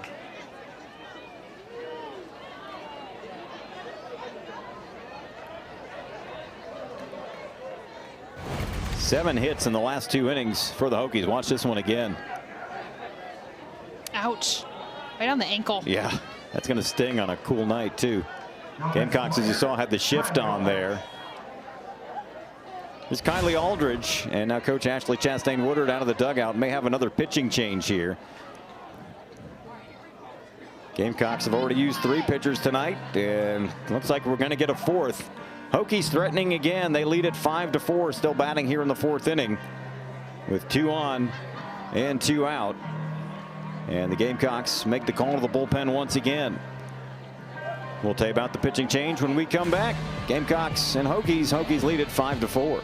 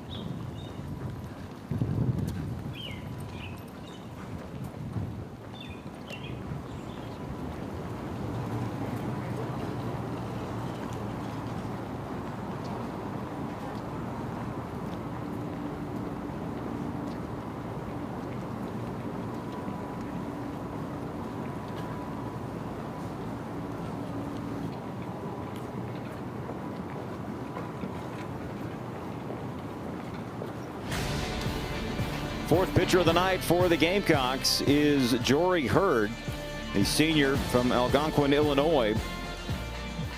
And Hurd making her second appearance of the season. Pitched 5 innings against the Hokies on Thursday, allowed 3 runs, only 1 was earned on 6 hits, struck out 4, didn't walk anybody.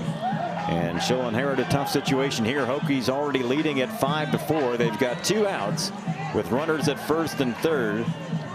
And the right fielder Kylie Aldridge at the plate, who went yard against the Gamecocks on Thursday. Tonight she's 0 for 1 with a walk and a run scored. Gamecocks play him straight up. And the first pitch from Hurd. Ground ball to Hopper to Shelton. 1 pitch and she gets the out she needs.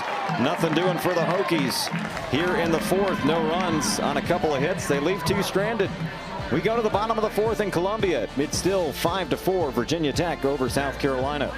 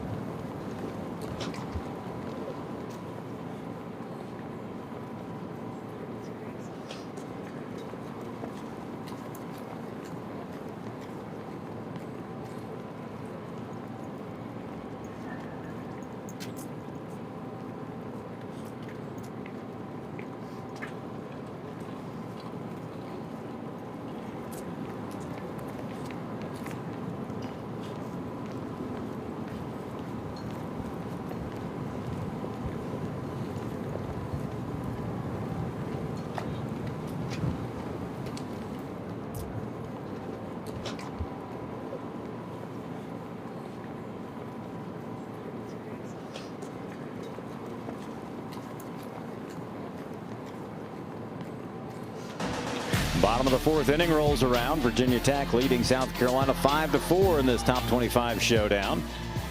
Gamecocks will send the 9, 1, and 2 hitters to the plate against Emma Mazzarone, who's pitched pretty well since coming in relief. Inning and 2/3 so far, has not allowed a run, 1 hit, a strikeout, and a couple of walks. Ansley Bennett, the freshman, the DP tonight, stands in. Bennett 0 for 1, grounded out to third in the 2nd inning. This is her first time facing Mazzarone.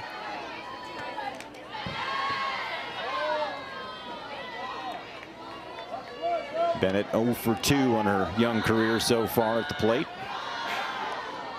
As we told you, a 2-way player. She'll pitch some as well.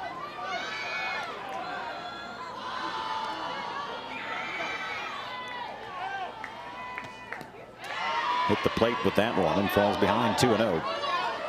5 runs, 7 hits, no errors for the Hokies. 4, 5, and 1 for South Carolina.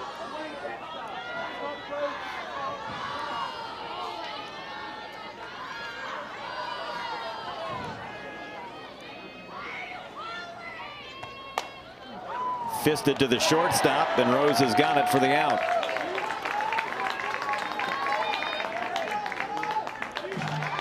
Back to the top of the order for the Gamecocks. It'll be Quincy Lelio.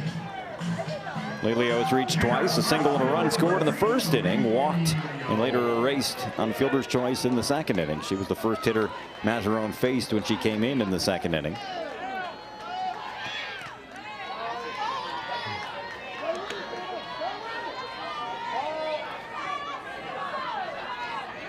Mazzarone brings the heat.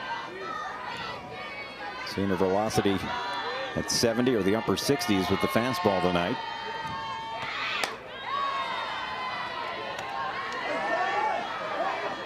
I like the at-bat that Lelio's having right now. Saw previously against Bennett, Mazzarone was struggling a little bit, threw a couple balls in the dirt, and here she is still throwing a couple more out of the zone. Hasn't really found the zone in the last 5 pitches or so. 2-0 pitch does find the zone here. Well, these two teams, no stranger to playing ranked teams, but usually you don't see them this early. Usually it's in your conference schedule. But I I love that. Yeah, I do too. I love jumping in, top 25 matchup, right out of the gate, opening weekend. Kind of testing your team early on, seeing. It doesn't really hurt you if you lose. It helps your RPI and all that kind of stuff anyway. So it's as you said, it's a good test for your team early, as opposed to when you're playing a team that you're supposed to beat. You know. Right. Absolutely. It allows you to try out new things, figure out what we're great at, and figure out what we're struggling with, and then work on that before you get to your conference play, whether it's the ACC or the SEC. 2-2 pitch, fouled straight back. That time Mazzarone took something off it, but Lelio able to hang. Again, you go from 70 to 57, and it's kind of like the Bugs Bunny swing, where you can swing twice. Last year, the Gamecocks played 16 games against ranked teams, or had 16 wins against ranked teams. Virginia Tech had 10 wins against ranked teams last year. Full count now to Lelio, and then cross conference last year, South Carolina was 7-1 against the ACC. Virginia Tech was just 2-5 against the SEC, but off to a better start this year with a win over the Gamecocks on Thursday. Payoff to Lelio. Stays alive. That one coming into the hands, and she had to fight it off. Pretty good battle going on here with Mazzarone and Lelio. This is what you call a quab as a hitter, right? A quality at bat. Here she was being patient. She was throwing out a zone a little bit, being patient. She's got 2 strikes on her, wasting a pitch that could possibly be a strike, following it off, keeping her at bat alive here for another pitch. Now time is called as they couldn't get together.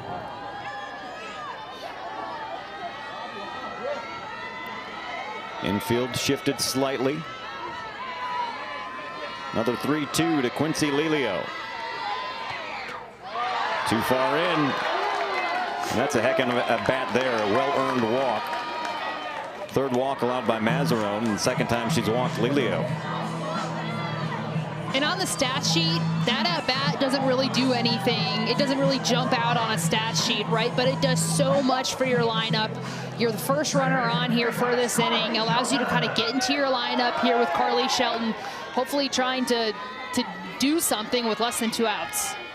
Shelton 0 for 2 tonight, a couple of ground outs. That one gets away. Lelio's going to try to take second, hesitated. The ball ends up hitting her in the foot. That hesitation almost cost her.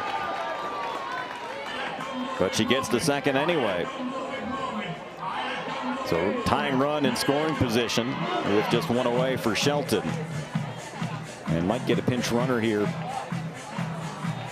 at second. Nope, we're going to get a conference in the circle first, and then we'll probably get a pinch runner now that she's in scoring position, as the Gamecocks will get their lineup card out. Lexi Shaver, a redshirt junior who transferred from Kennesaw State, will run at second base.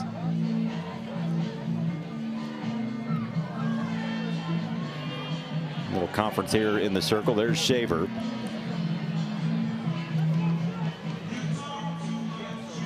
Shaver was put in as a pinch runner both in the game on Thursday versus Virginia Tech and also the game yesterday against Syracuse. Scored both those times she was put in, so history repeats itself. Yep. South Carolina's got a good opportunity here with Carly Shelton up at the plate and then Ariana Rhodey right behind her. Gamecocks trying to get that tying run across, and these are the hitters you want at the plate in this situation with Shelton and Rhodey. Shelton 3 for 9 on the season, a couple of doubles, 2 runs batted in. Shelton 18 doubles last year, was tied for 3rd in the SEC.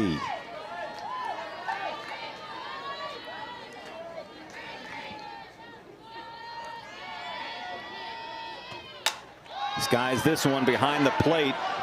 Yeager has room, can't make the grab. That's a tough play for the catcher, turning. Usually it comes back towards the field of play. That's definitely a ball that the 3rd baseman Lynch should have had. That ball was high enough in the air, had enough hang time for her to get there. I mean, she was there just waiting, camping underneath it, watching her catcher. With the spin of the ball and the catcher having to go backwards, especially with their catcher's mitt, it's a much more difficult to catch for the catcher, and that's a ball that Lynch definitely should have called and took over, therefore. So Shelton stays alive for the moment. It's 2-1 now.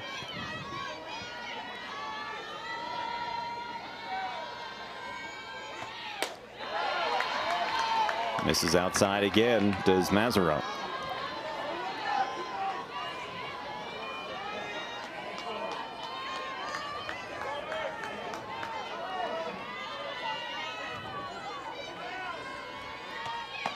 Off the plate, back-to-back walks, and the Gamecocks have them at first and second.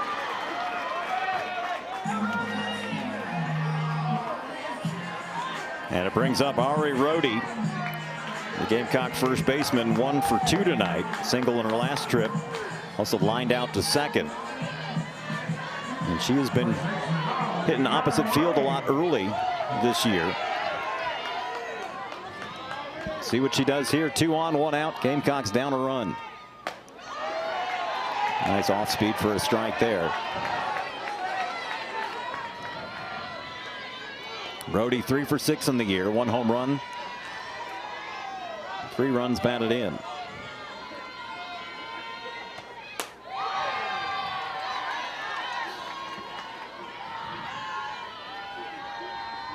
And joke, Rhodey's my spirit animal. She played hockey in high school as well. Grew up in Cranston, Rhode Island. 3-time high school hockey state champion. Good stop by the catcher Yeager to keep that in front. And I was actually talking with my dad the other day. Hockey players, people who play hockey, they tend to be the most athletic people of all time. If you're good at hockey, you're almost good at every other sport. Because you're playing a sport. Oh, and by the way, you have to do it on skates. Exactly. That's the hard part. 2-1 pitch. Rhodey a little upset with herself. Thought she had her pitch there. See what Mazeron brings here. She's done a good job of changing speeds, going from 70 to 58.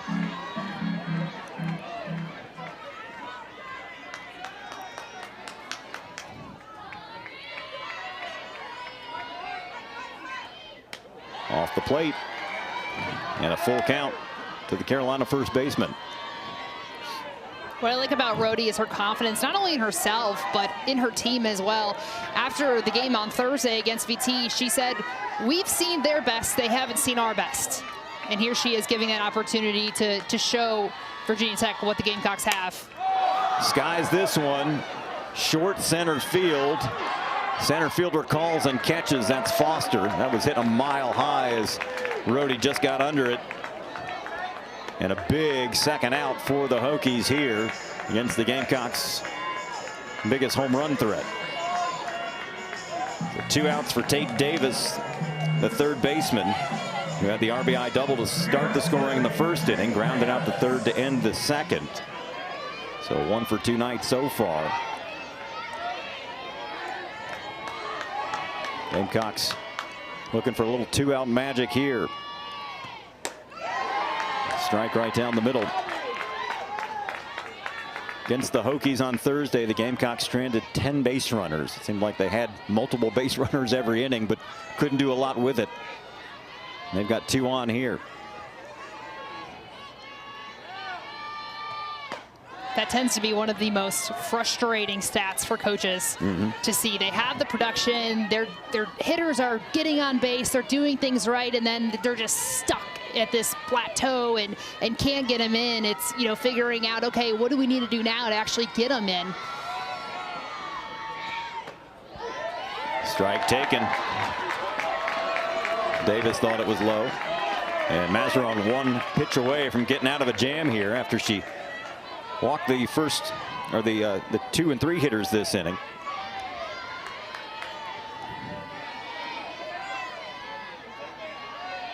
One-two to Davis. Change of pace. Got her looking. Excellent time to throw that pitch, and the Gamecocks leave 2 stranded. Mazeron gets out of the jam. It's still 5-4. Virginia Tech over South Carolina as we head to the 5th here in Columbia. Masterful pitching by Mazeron to work out of the jam.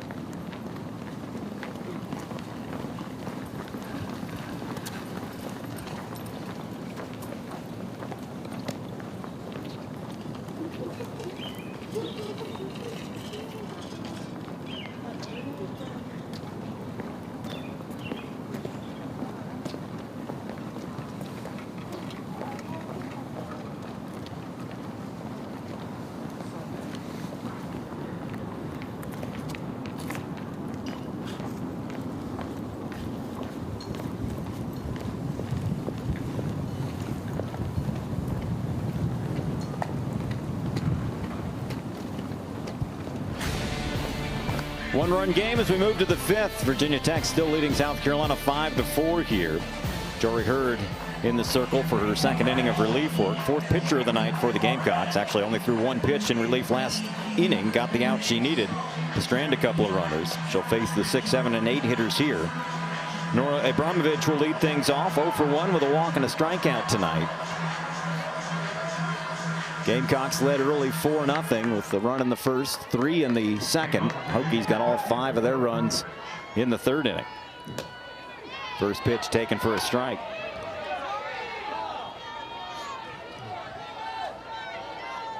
Jory Hurd's kind of the ace of this staff as a whole, and what I liked that Coach Ashley Chastain Woodard said that she's looked better than she's ever looked before. Here she is, her senior year, grinding it through as the ace, as the leader of this staff as a whole.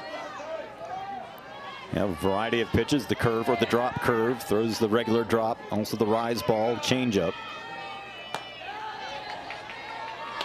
Velocity for the fastball is going to be in the upper 60s for her.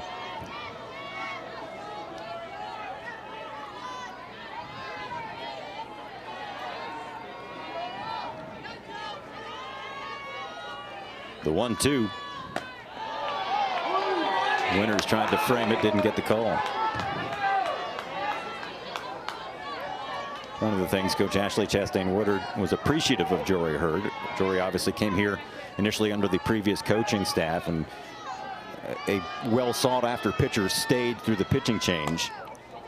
As that one is squibbed foul by Abramovich, and she really appreciated the fact that Jory Hurd gave her a chance. She came in, and when by the time Coach Chastain Woodard got here last year, Jory was already an upperclassman, but wanted to stay. And that's so rare nowadays, especially with the transfer portal being as big as it is. Now you throw in NIL. As soon as there's any sort of coaching change or literally the slightest bit of adversity for these players, instead of grinding it out, dealing it, sticking with the program you committed to, they just jump ship. Yep. Sometimes I'm like, yeah, I get it. And that's going to drop down for a base hit. Good piece of hitting there by Abramovich. And she got it just off the fist and dunked it down the right field line for her first hit of the night. The leadoff is aboard. Brings up the second baseman, Gabby Mazzell, who reached on an error and doubled down the left field line in the 3rd inning, came around to score in that big 5-run 3rd. Second baseman, Hokies, Gabby Mazzell.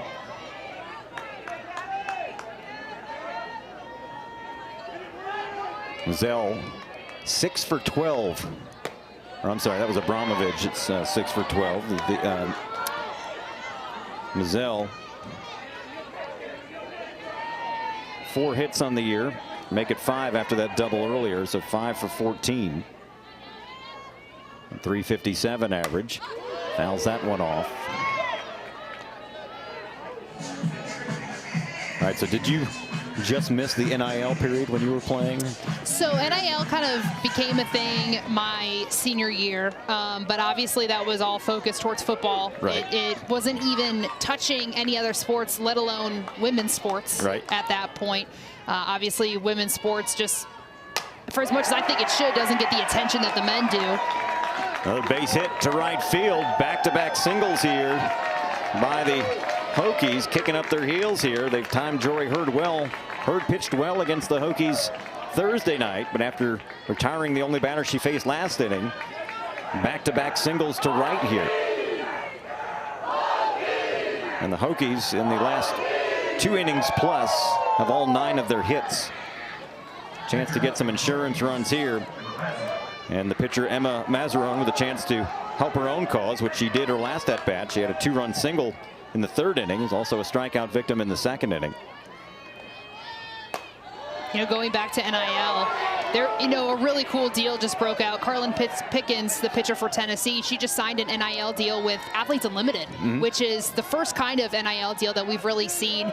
She's going to be kind of an ambassador for the pro league as a whole, and that is what I'm excited about, bringing more attention, more eyes, more viewership to a sport. Women's softball is one of the fastest growing sports right now, with viewership, with fans, and it's just so exciting to see this sport really take off, and women getting the ability and the opportunities to kind of, expose themselves and offer themselves more opportunities in the future. Chance for the Hokies here to add to their lead. First two have reached. Hit foul, still 0-2. Mazzarone 3 for 10 on the year. 1 home run, 5 knocked in.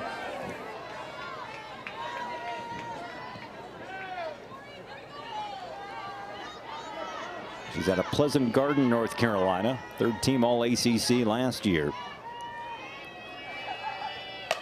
Ground ball right side. Shelton only play to first. They get the out there.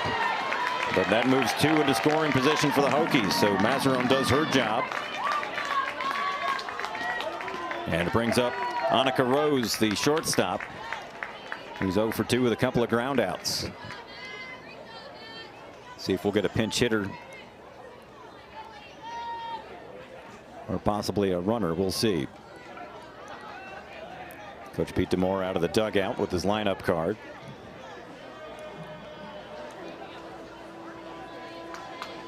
And it looks like we are going to have a pinch hitter in the 9 hole for Rose.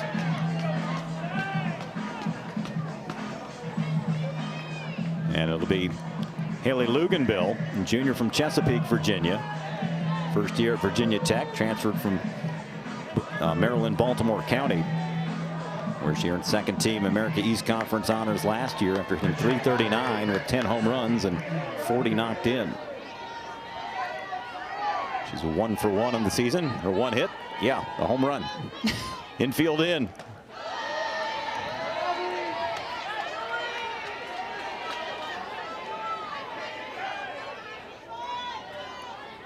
Infield and outfield as well, playing in, trying to get that play at the plate, knowing that if they're going to give it up over their heads, it's got to be all her at the plate. She's got to be the one to blast it, and she's got to prove that she can blast it to put it over their heads. But big spot in the game as the Gamecock bats have been quiet since the 2nd inning, while the Hokies have heated up and looking to add to a 1-run lead here with 2 in scoring position and 1 away.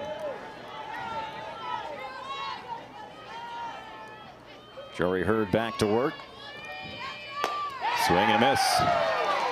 Luganbill didn't get cheated on that swing.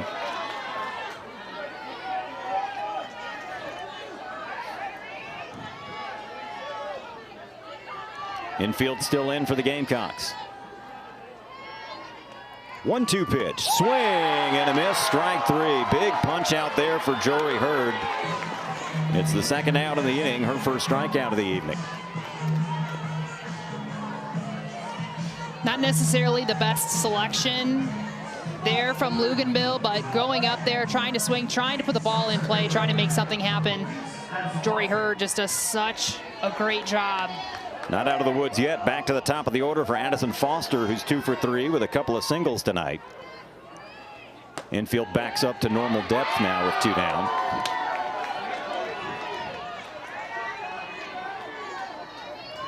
First 2 reached on base hits to right. And a ground out strikeout.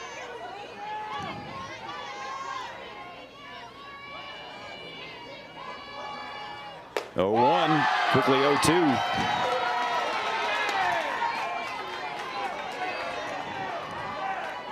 And if you're Hurd here, you're trying not to get too much at the plate, right? Way ahead.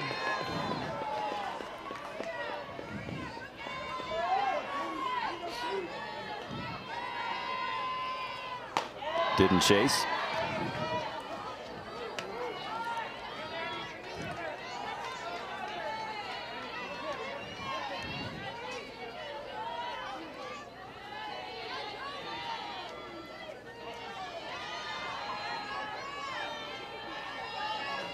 One, 2, rolled it foul, stays alive. Good job by Foster.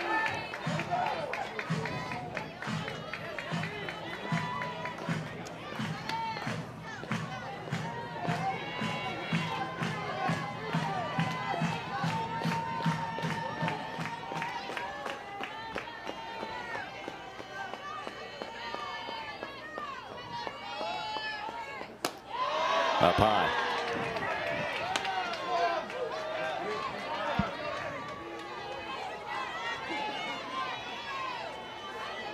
Jory Hurd trying to get out of a mess here in the 5th.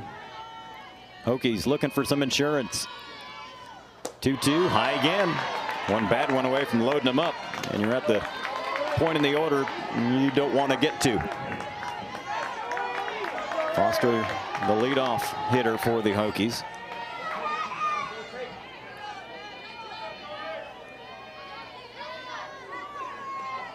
Payoff pitch. We'll have another one. Good battle here between Foster and Hurd.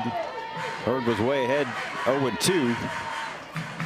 And Foster has worked a full count and then spoils another one here.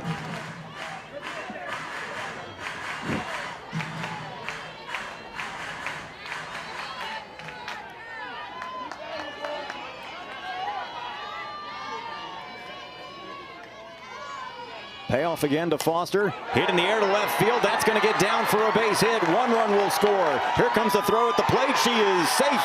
It's a 2-run single as Foster takes second on the throw. And the Hokies add to their lead. It's now 7-4. Great at-bat there by Addison Foster. Foster working the count, starting out down 2, working it back to 3 balls. Gets a pitch, gets enough barrel on it, drops a little floater there on the inside part of the outfield, left center gap there. Enough for 2 runs to come in. As Virginia Tech takes a 7-4 lead. Jordan Lynch, the third baseman, stands in 0 for 3. Another runner in scoring position here. 10 hits on the night for the Hokies. And again, all of them have come in the last 3 innings. Lynch struck out in the first inning, flied to center in the third, then hit into that 6-3 ground ball double play in the 4th inning on an outstanding play by the shortstop Shea Anderson. 1-0 from Hurd is chopped foul.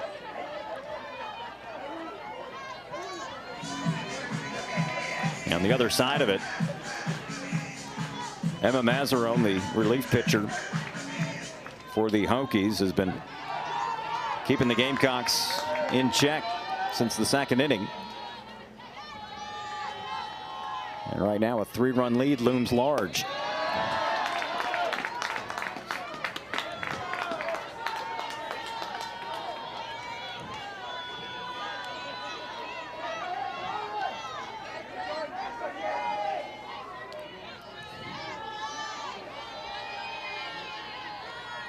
Two-1 to Lynch. Grounded to first. Rhodey touches it up in foul territory. Rhodey, the Rawlings Gold Glove winner last year for South Carolina. First time the Gamecocks have had one. They only give 1 away per position in the whole country, so it's quite a feat. Yeah, absolutely huge award for her, and she earned it. She earned it, holding it down there. First one for South Carolina. Shines a light on the program. 2-2 pitch, and right on cue, she gloves that one for the 3rd out. But the Hokies pick up 2 big insurance runs. They do it on 3 hits, a 2-out, 2-run single by Addison Foster, and Virginia Tech adds to their lead. It's now 7-4 as we head to the bottom of the 5th in Columbia.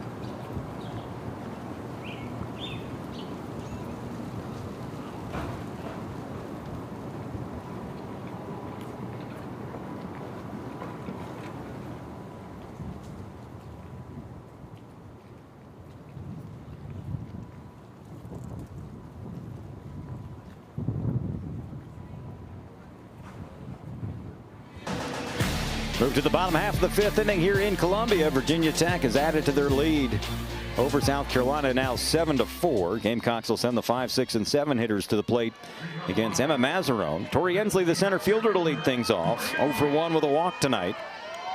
Mazzarone has done a nice job since coming in relief in the second inning. Deals a strike. She's allowed just 1 hit since she came in the second inning. She's walked a few and struck out a couple, but has kept the Gamecocks off the scoreboard after an early 4-0 lead.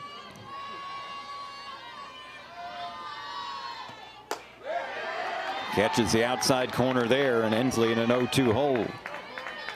Gamecocks had a couple of base runners last inning with 1 out, but then Mazzarone battled back to get the next 2.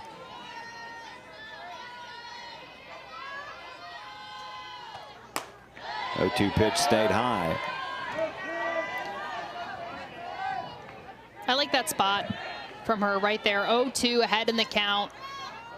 Pitch just a little high, just right above the letters, but a good competitive 0-2 pitch. High fastballs are tough to lay off. Ground ball right side, off the glove of the second baseman Mizell, and the Gamecocks get the lead off the board. That'll be an infield hit most likely. First hit since the second inning for South Carolina.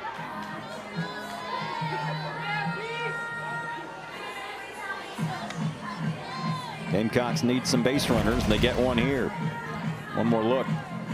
Just a hard ground ball, kind of up the middle there. Just a really, really tough play with the speed on that ball for Mizell. Brings up the catcher Lexi Winters, who's 1 for 2 tonight. Doubled and scored in the second inning. Grounded out to third in the third. Fouls that one straight back. Infield playing back other than the first baseman.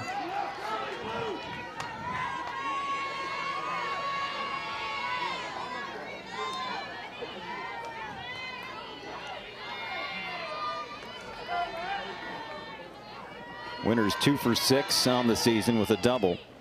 Tried that checker swing, couldn't hold up.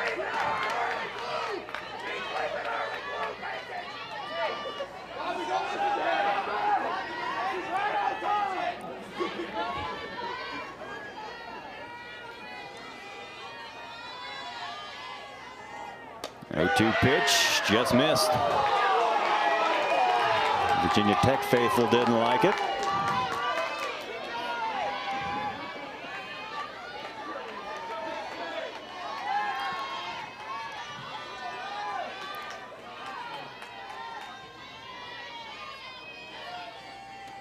One-two hit in the air to right field. Aldridge is there.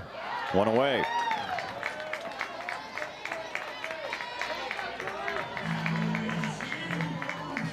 Brings up the shortstop Shea Anderson, the sophomore, 0 for 1 with a walk tonight. Scored in the second inning, reached on the fielder's choice in the third, but was left stranded at second base.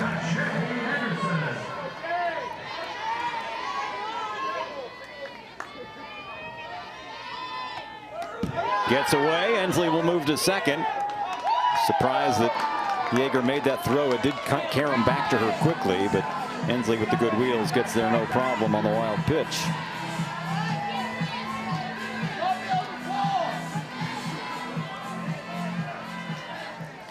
So an RBI opportunity for Anderson, perhaps.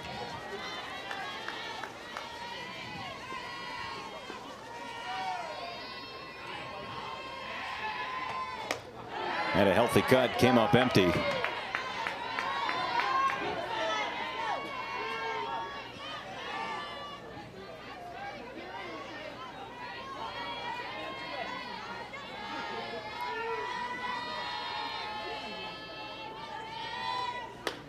Good change of pace there, and Anderson couldn't time it. You go from a 68, 69 mile an hour fastball to 57.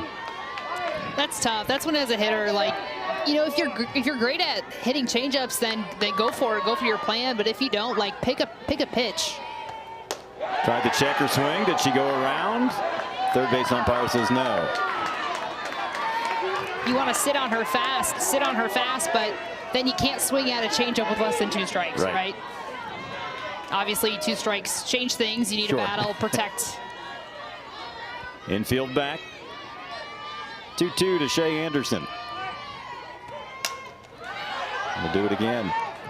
A lot easier said than done.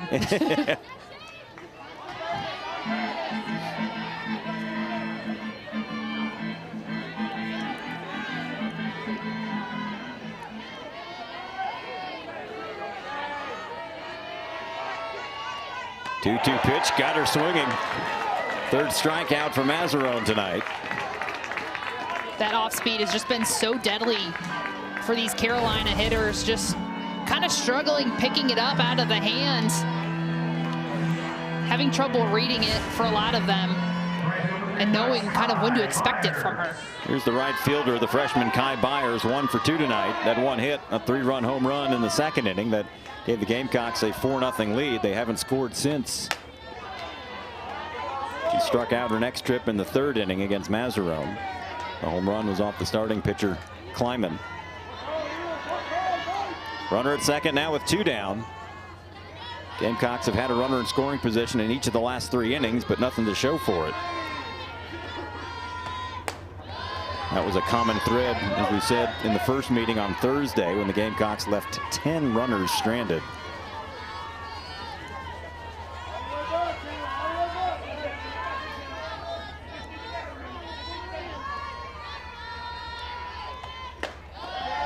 Ball 3. And Byers is probably going to make her throw a strike.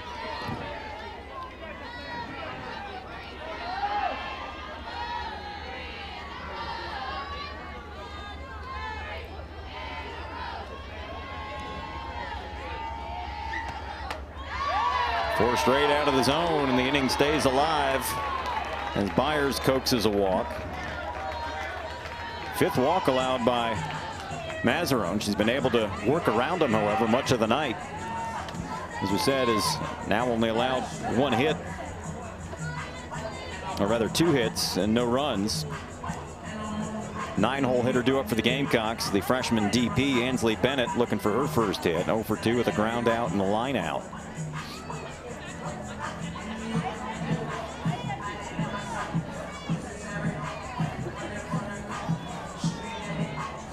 This is a situation where, you know, kind of for both lineups, they both have this, but one swing of the bat can change this game, right? Yep. One swing here could make it just a 1-run game. As a freshman coming in, still hasn't found her first hit yet, trying not to make the situation any bigger than it is. 0 for 3 on the season is Bennett. Yeah, I was wondering if she reached, if we'd see a move from the South Carolina dugout to get a pinch hitter, perhaps with a bigger bat, as Bennett takes a strike. But so far, obviously not to be in this situation. First and second, 2 down. Second straight inning, the Gamecocks have had 2 on.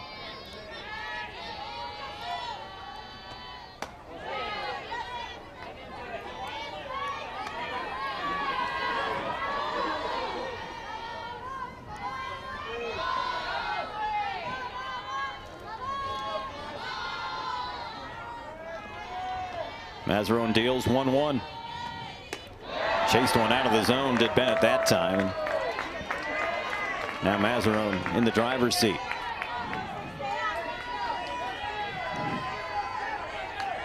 She gets ahead, and you're guessing. Down low.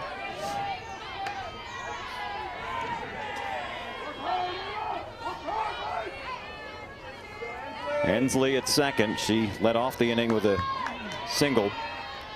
Byers at first after a 2-out walk. 2-2 to Ansley Bennett. Hits her.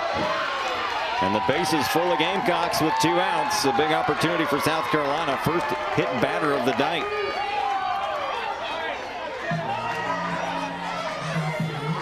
Goes back to the top of the order now for Quincy Lelio. With a big opportunity for the senior left fielder, who's reached 3 times tonight. A couple of walks, a single, and a run scored. And that's going to bring another visit to the circle. Coach Pete Demore will bring everybody in and see how they want to pitch Lelio. They do have some warm-up work in the Hokie bullpen. Mazzarone has pitched very well. I believe that's Bree Carrico warming up. It is. A sophomore from Appomattox, Virginia.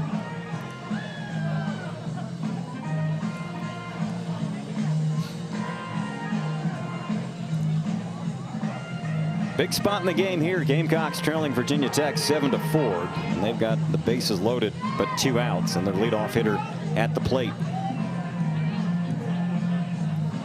If you're the Gamecocks, not a better situation to be in right now. Bases loaded, top of your lineup.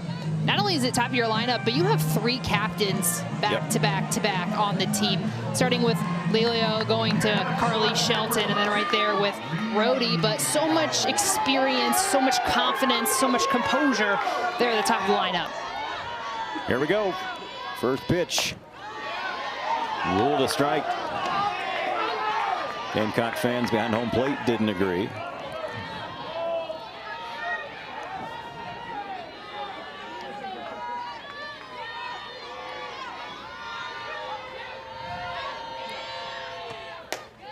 Too far outside that time. A little bit of a shift on once again with the shortstop Rose playing close to the bag at second. Third baseman Lynch shifted a little bit over but in.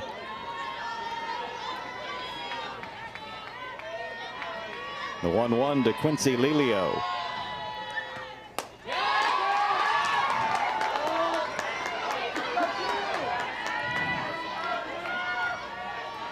Mazzarone's expression has not changed. Very poised, very stoic.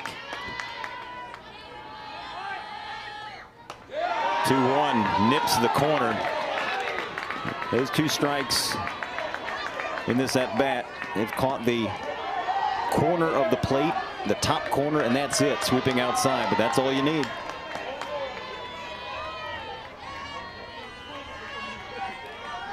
Two-2 to Quincy Lelio.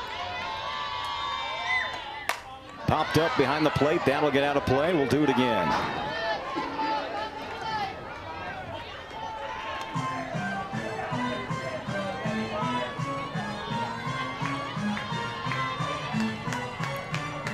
Lelio trying to keep it alive for the Gamecocks here in the 5th. Bases loaded with 2 outs. Up high. So we'll get the merry-go-round on this pitch.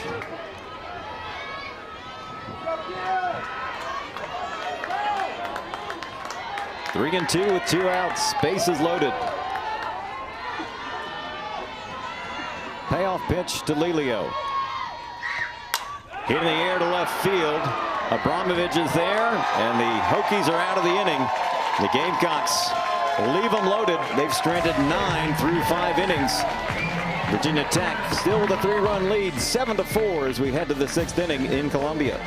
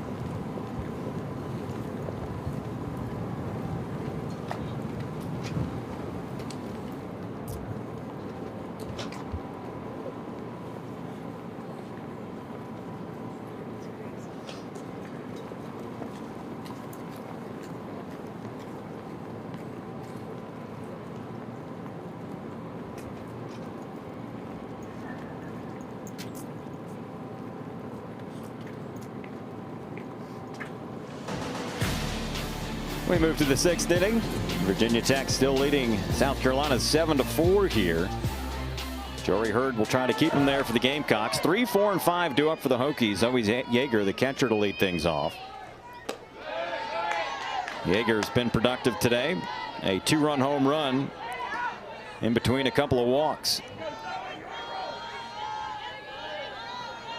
Gamecocks led early 4-0, then a 5-run third for the Hokies to take the lead. 2 more in the 5th. Meanwhile, South Carolina's offense obviously hasn't scored since the second inning. They have had opportunities, left the bases loaded last inning, left 2 on the inning before. Overall, they've stranded 9 through 5 innings. Some great damage control by pitching staff for the Hokies. Emma Mazzarone doing a great job.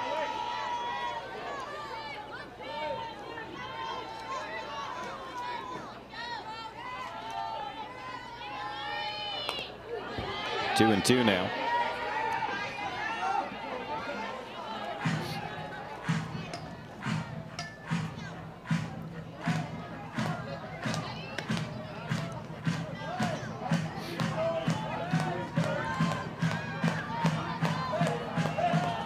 Hurd, the 4th pitcher of the game for the Gamecocks, came in the 4th inning.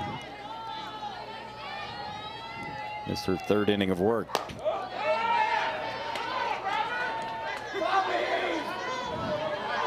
Coach Ashley Chastain Woodard kind of touched on it, the luxury that they have this season. 7 pitchers on staff. They can utilize the staff as the whole, and swing and a miss, strike 3. Good change of pace there by Hurd. Her 2nd punch out, 1st out here in the 6th.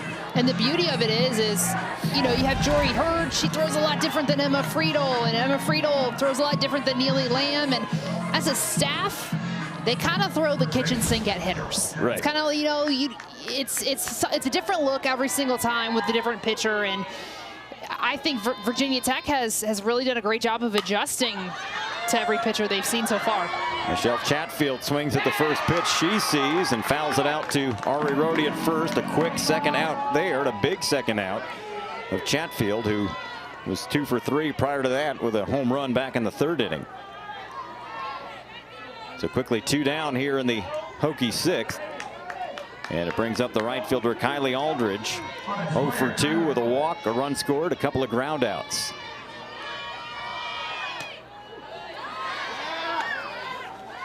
Takes strike 1 from Jory Hurd.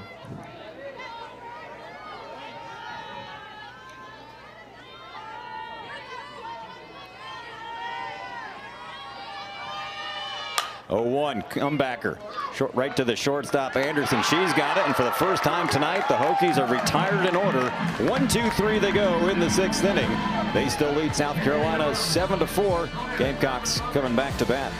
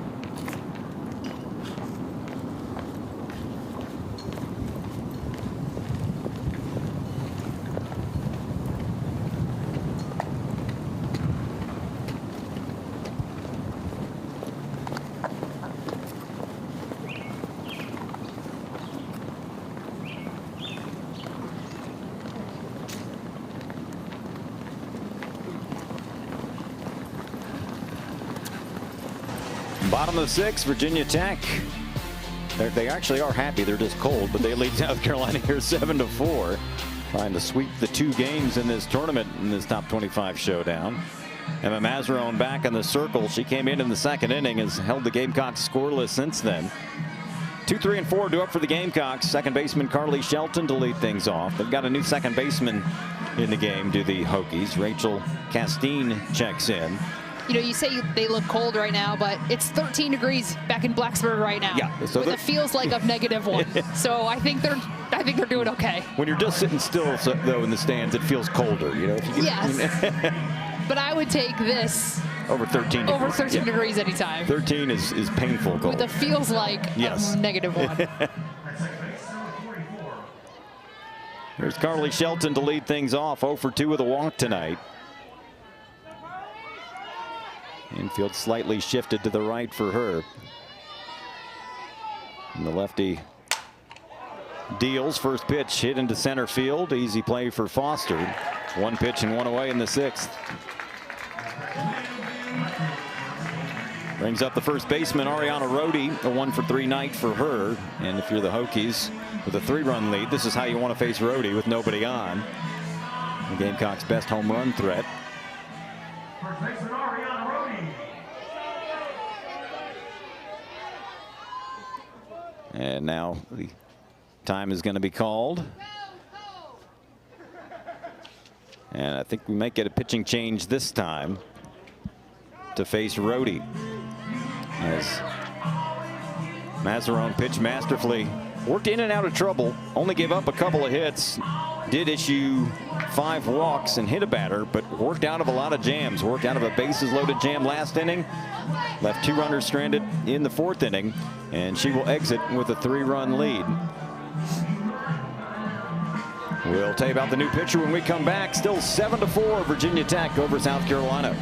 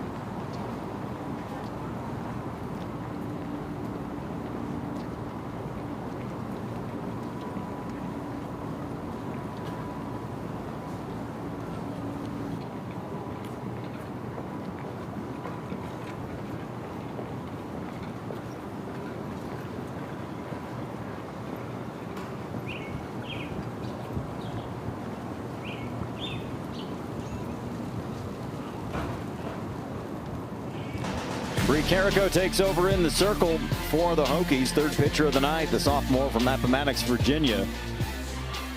Will try to keep the Gamecocks where they are. 1 out, nobody on, making her 4th appearance already this season. All out of the bullpen, 1-0. He's pitched 8 innings, has not allowed a run, just 3 hits, 8 strikeouts, 5 walks. She'll face Ari Rhodey to start here and deals a strike. She came in against the Gamecocks, did Carrico on Thursday. Pitched 2 innings, did not allow a run on just 1 hit, struck out 3, also walked 3. Replaces Emma Mazzarone, who kept the Gamecocks off the scoreboard since the 2nd inning. Rhodey tried to hit a grand slam with nobody on base there. And Coach Pete DeMore had nothing but praise for Bree Carrico. Called her, the most improved player that he's seen. She moves the ball well, moves it ups and down, changes speed. Also gained about 6 miles an hour on her pitch speed from last year to this year, which doesn't sound like a lot, but it is. in overhand or in throwing speed, just in general, 6 miles an hour is a huge difference. So huge props to her, and he's really looking to lean on her a little bit more this year and kind of seeing her growth kind of take off here in the circle. Infield back, 1-2 pitch. Strike 3 called right down the middle. Fooled Rhodey. Rhodey thought it was low, and it's the 2nd out here in the 6th. But Rhodey doesn't strike out a lot. She set a school record with 49 walks last year and didn't like that one, but good job by Carrico. It's a tough call right there at the knees. Drop ball. So 2 outs, bases empty for the 3rd baseman, Tate Davis. Coach Ashley Chastain Woodard not happy about the call. Got to be careful arguing balls and strikes, obviously, but she's giving home plate umpire an earful.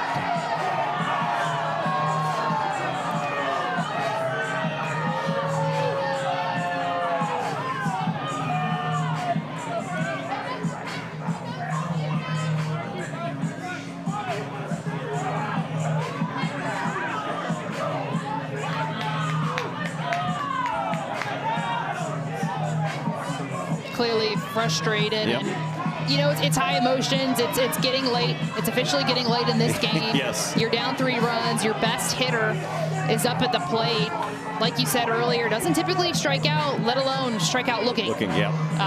Tough pitch there at the knees, drop ball. I think that, you know, that's a call that could have gone either way, and either way, either side would have been unhappy.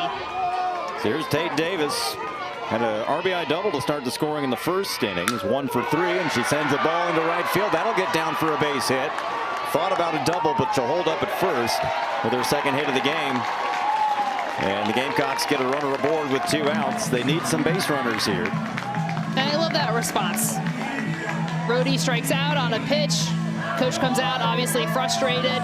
Tate Davis here steps up, first pitch, drives it in the right center gap, kind of gets things, the focus back on the game for the rest of her team. I really like that at bat. Here's Tori Ensley, 1 for 2, a single in her last trip, has also walked and flied to right. And she had a healthy cut there and came up empty. Closing the book on Emma Mazzarone, who pitched well in relief. 4+ innings, did not allow a run. 2 hits, 3 strikeouts, did walk 5, but as we said, did not allow a run, and that's the most important thing. Worked out of several jams.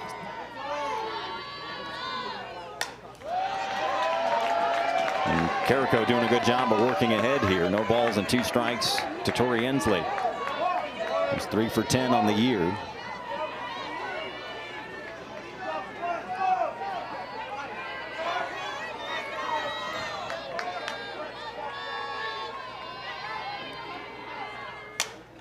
Hit foul, stays alive. That'll get out of the stadium.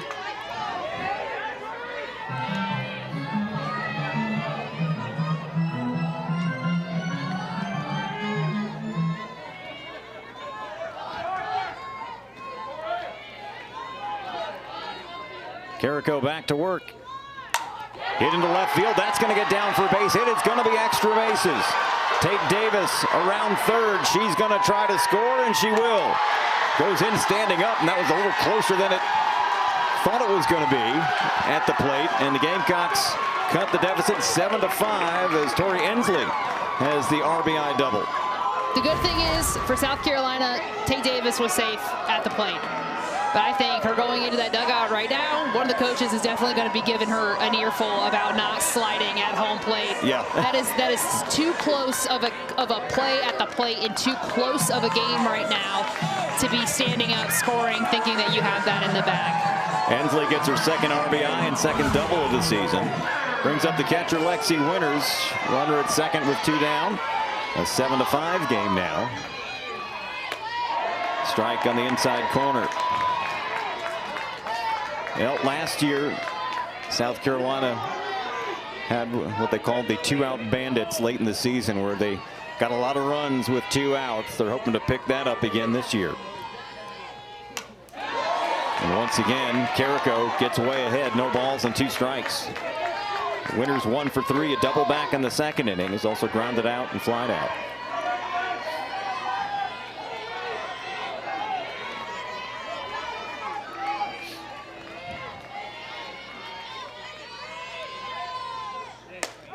Checks her swing, a pitch up high, and she did not go. Virginia Tech faithful thought she did, but I don't think that was close.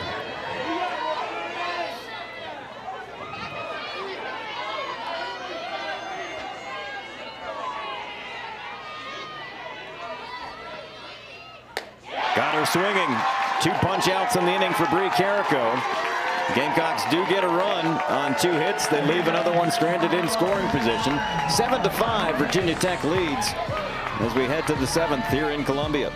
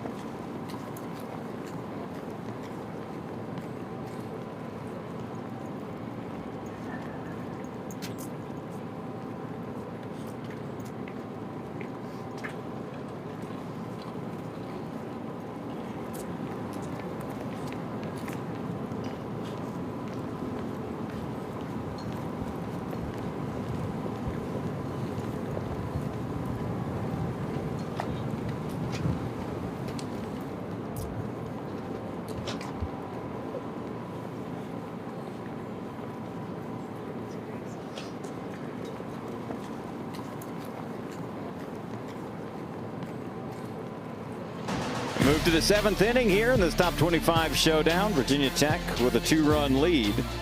They'll look for some insurance here against Jory Hurd, who's in her 4th inning of relief work. 6, 7, and 8 due up for the Hokies. Nora Abramovich to lead things off. 1 for 2 with a walk. She singled in her last trip in the 5th inning, came around to score. She's also struck out.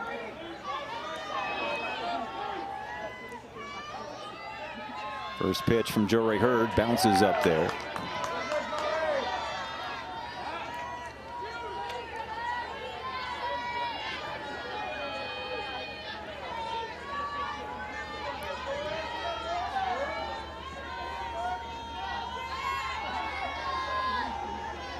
Hurd, the senior, falls behind here, 2-0. Abramovich 6 for 12 on the season. 2 doubles, 2 home runs, 8 knocked in.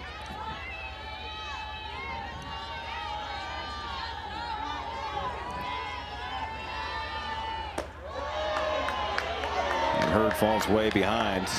Don't want to put the lead off aboard, but Abramovich, as we told you earlier, had a good day earlier today against Binghamton. She had a couple of home runs, had a double, and 6 runs batted in that game. Strike here. Abramovich thought it was ball 4 through the bat away. Umpires love when you do that. I always felt a little embarrassed as a hitter if that happened. It's like, oh. Skies that one foul over towards the Carolina bullpen, and a nice play by the bullpen catcher out there.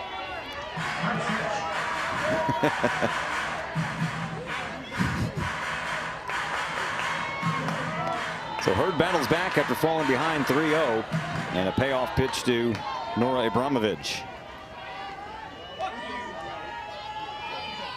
Strike 3 called.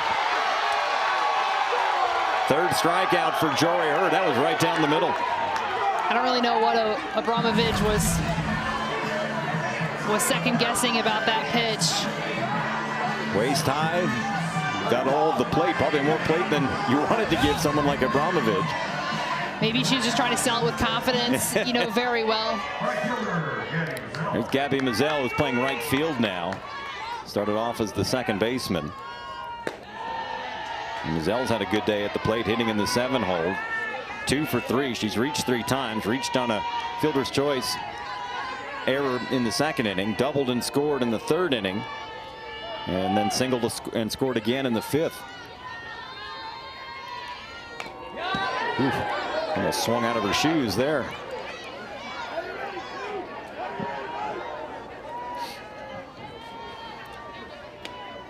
Coach Pete DeMore had said Mizell, she was a freshman out of Raleigh, hits the ball as hard as anyone in the program, and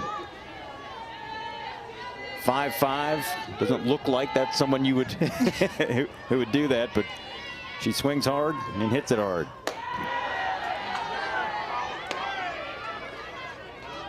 Played with the Puerto Rican national team at the 24 Pan American Games.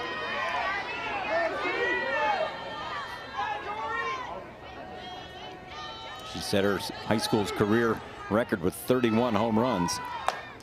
Ground ball to short. Shea Anderson's got it. Throws across in time for the 2nd out. So 2 outs, nobody on for Emma Mazzarone, who's back to the DP now, where she started the game and pitched the next 5 innings. Mazzarone 1 for 3, 2-run single in the 3rd inning, in between a strikeout and a ground out. Ooh. You can tell Lexi Winters wanted that call. Catchers aren't going to look back to the umpire to ask where that was, but the way she got up. Yeah, definitely. And I love that Jory Hurd, she's kind of starting to find her groove a little bit more now that this game has gone on, but she's done a really good job of painting the corners, throwing pitches that you know, the hitters are kind of questioning, oh, is that a ball, is that a strike, should I be swinging at that, you know, early on in the count, and some pitches are going her way, sometimes they're not, but even if they're not, it still gets the hitter, you know, questioning, and that's the importance right there. She's retired 6 in a row with a couple of strikeouts mixed in there. Gets a strike call there. Hokie fans didn't like it.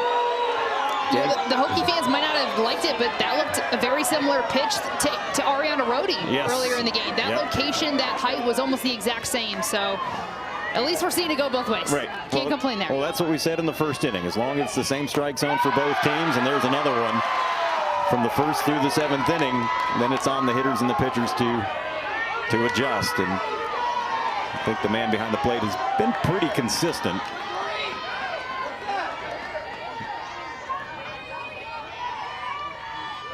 One-two pitch, fouled off, will do it again.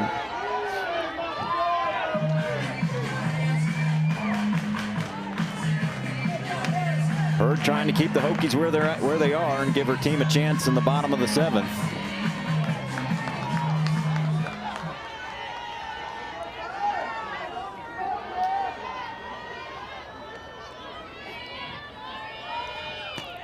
Down low.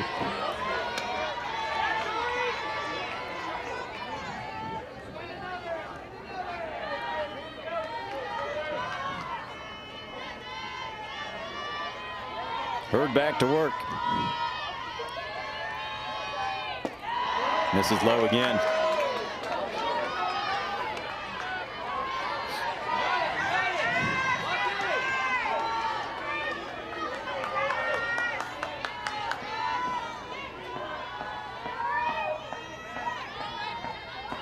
Payoff pitch from Jory Hurd. And we'll do it again. Good at bat here. I love that decision there. Full count, 2 outs. Decision there to throw a little bit of the off speed. But Mazzarone does such great job of just following it off, just extending 8 pitches now in the at-bat. Another payoff pitch to Mazzarone. Did she go? Peel the base umpire? No, she didn't. Gamecocks were walking off the field. They thought it was strike 3, but instead the inning will continue. First walk allowed by Jory Hurd. You take a look. Ooh. I'd have to see it from the side angle. It was close, and that's why they appealed. And third base umpire said no, she didn't. Extends the inning. Runner aboard with 2 outs.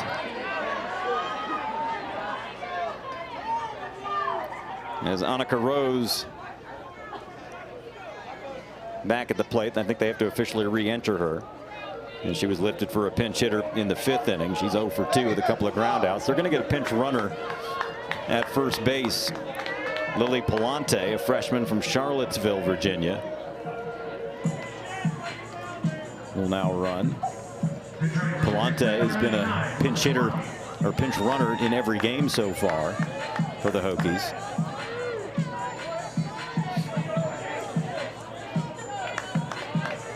Gamecocks have the shift on. 3 infielders on the left side. Leaves a big hole on the right side if Rose is able to poke it that way.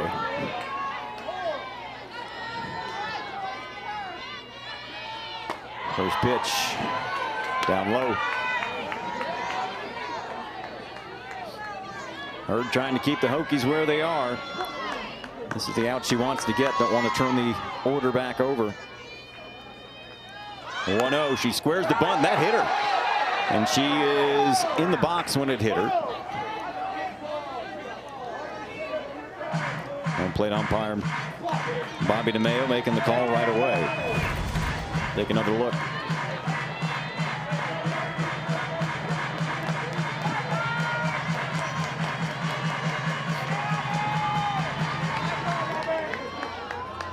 I like the decision to bunt right there with the shift that South Carolina has right now.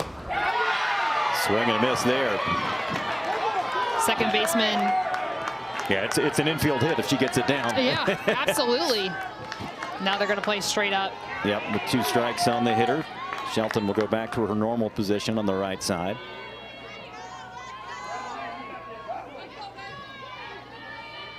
One-two pitch.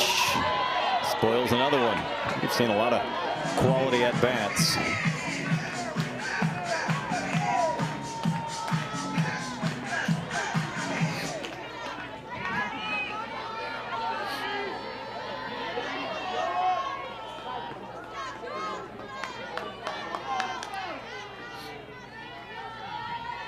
One, two again, and another foul ball.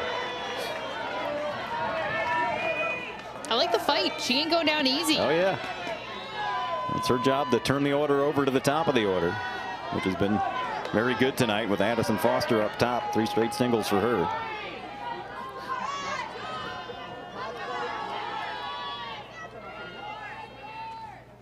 Hit in the air to left center field. This could be trouble. It's going to get down for extra bases. Palante around third. They're going to wave her around. Here comes the throw, the play at the plate, and the ball is dropped. And she's safe. He knocked it out of the glove. It's an RBI double for Rose, and the Hokies get a big insurance run here. It's 8-5. Oh, that's such a tough break there for South Carolina. Rose does such a good job at the plate, getting the barrel hitting that in that left center gap. Ball drop. Ensley out there in center field with a freaking laser and a hose to the cutoff. The throw home was perfect. Could not have been a better relay. Winters just struggling to hold onto the ball there with a tag, with the runner coming in to score.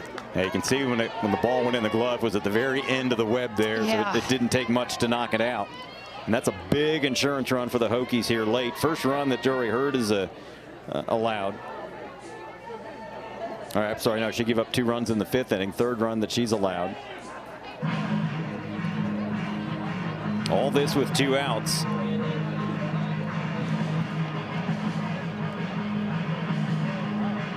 And back to the top of the order with Addison Foster, as we told you, 3 for 4, 3 straight singles for her, 2 RBIs in her last trip.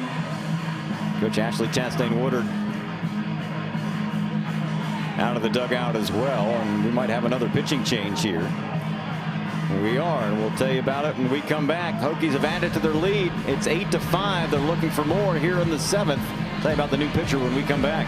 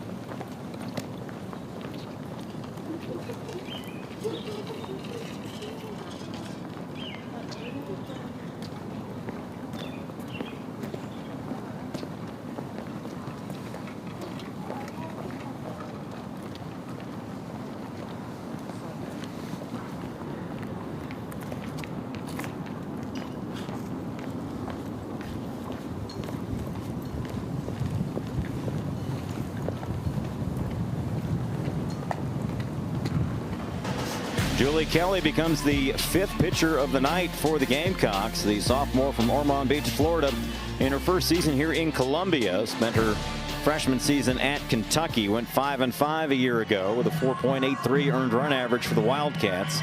62 1/3 innings, 32 strikeouts, 28 walks.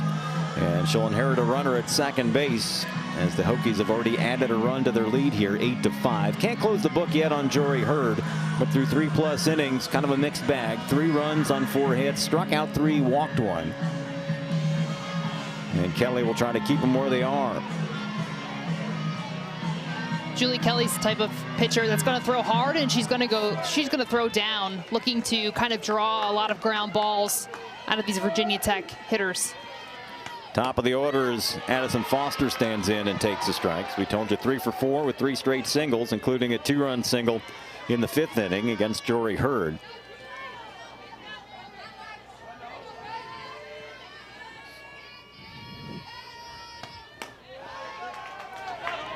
This game similar in some respects to the game on Thursday. It was South Carolina in both games with an early lead.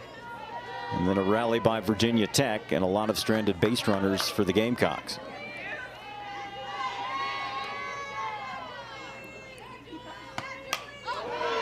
Kelly ahead, a ball and 2 strikes now. Everybody clap your hands.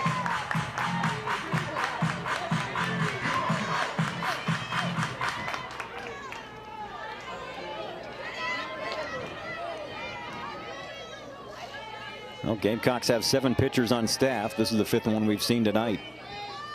1-2 pitch down low. Winters does a good job to keep it in front. All this with 2 outs, as the first 2 were retired, and then a walk to Mazzarone. And then the clutch RBI double by Annika Rose. Grounded to Rhodey at first. Automatic there. That'll end the inning. But the Gamecocks have some work to do. Hokies with a 3-run lead. Last chance for the Gamecocks as we head to the bottom of the 7th.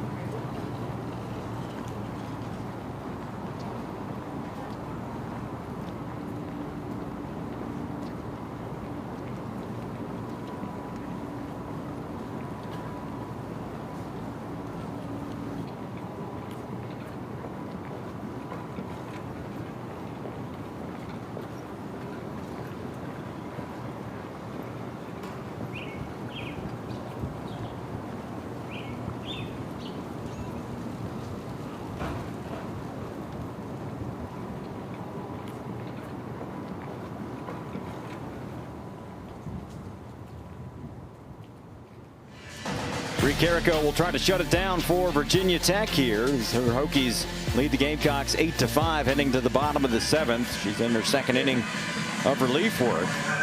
Had a couple of strikeouts last inning, sandwiched around a couple of hits and a run. Bottom 3rd of the order due up for the Gamecocks. They need some base runners. Shortstop Shea Anderson will lead things off. 0 for 2 with a walk, a strikeout, and reached on a fielder's choice tonight.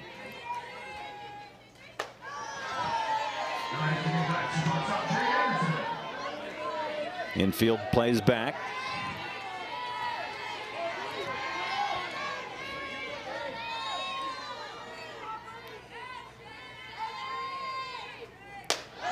Another pitch misses inside, trying to work in on the hands. Hokie fans don't like the call, but sorry folks, it wasn't close. But folks are getting cold though. They've been here. It's been a long game. It's been a 3-hour game. 2-0 pitch. That's right down the middle. 8 runs, 11 hits, no errors for the Hokies. 5-8-1 for the Gamecocks.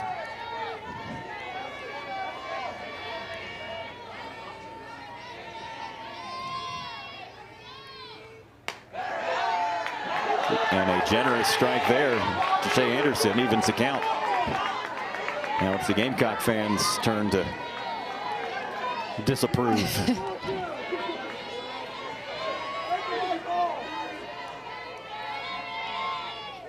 Swing and a miss, strike 3. 3rd strikeout for Carrico since coming in last inning, and a big first out here in the 7th. I really like that pitching sequence there by Carrico. Kind of started off inside, worked a little bit more middle, came back inside, and then getting that strike on that middle to outer half there. Kai Byers will stand in, the freshman right fielder, 1 for 2 tonight with a walk and a 3-run home run in the 2nd inning. Also a strikeout victim, tried to bunt her way on, but pushed it foul. Gamecocks need base runners any way they can get them.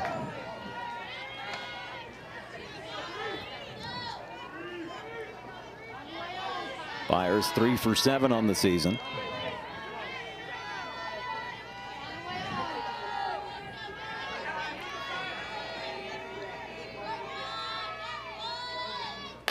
Way outside that time.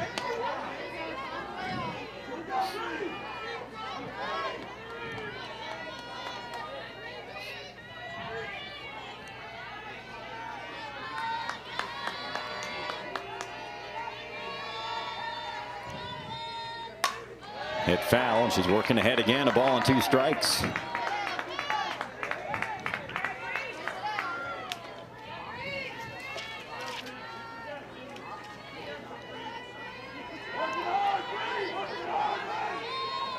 This will be the last game of the tournament for Virginia Tech. They will not play tomorrow. Gamecocks will play twice tomorrow.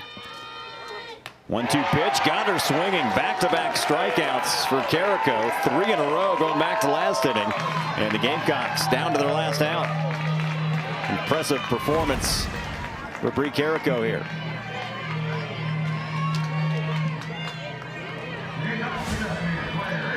Ansley Bennett, the DP, will stand in. The freshman 0 for 2 was hit by a pitch in her last trip.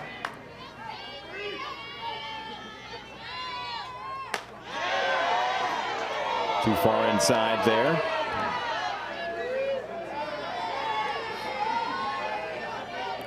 Gamecocks stranded 10 runners in the loss on Thursday. They've stranded 10 runners tonight. Here's a strike. You can say the Hokies pitching staff is bent but didn't break. They allowed some base runners with hits and walks, but they've gotten the outs. Absolutely. I think Coach Pete DeMore is going to be really happy with his pitching staff as a whole and their performance, not only just tonight, but also this weekend as a whole. You know, that was kind of the one thing that he was, you know, really hitting on, that we needed to get going. We needed to get early in the season, and I thought they've done a fantastic job for opening weekend here of the season. Swing and a miss, strike 3. Bree Carrico strikes out the side, and that'll end it. Virginia Tech remains undefeated as they knock off the Gamecocks for the second time this weekend to improve to 5-0. 8-5 the final. You talked about Virginia Tech and what a job the bullpen did tonight, holding the Gamecocks in check. Bree Carrico strikes out 5 batters in 2 innings. She was tremendous here down the stretch, picking up Emma Mazzarone. And I think they complemented each other really well. You have one pitcher that's a left-handed pitcher, one pitcher that's coming in as a right-handed. You have one that throws up, one that throws down. Really great variety. All right, that'll do it for tonight. South Carolina drops to 1-2. Virginia Tech improves to 5-0. That's going to do it from Columbia. Virginia Tech wins it 8-5. From our partner Julia Kennedy, our producer David Cockfield, and our entire SEC Network crew, I'm Brad Muller. Good night from Columbia. South Carolina and Virginia Tech. Hokies win it 8-5.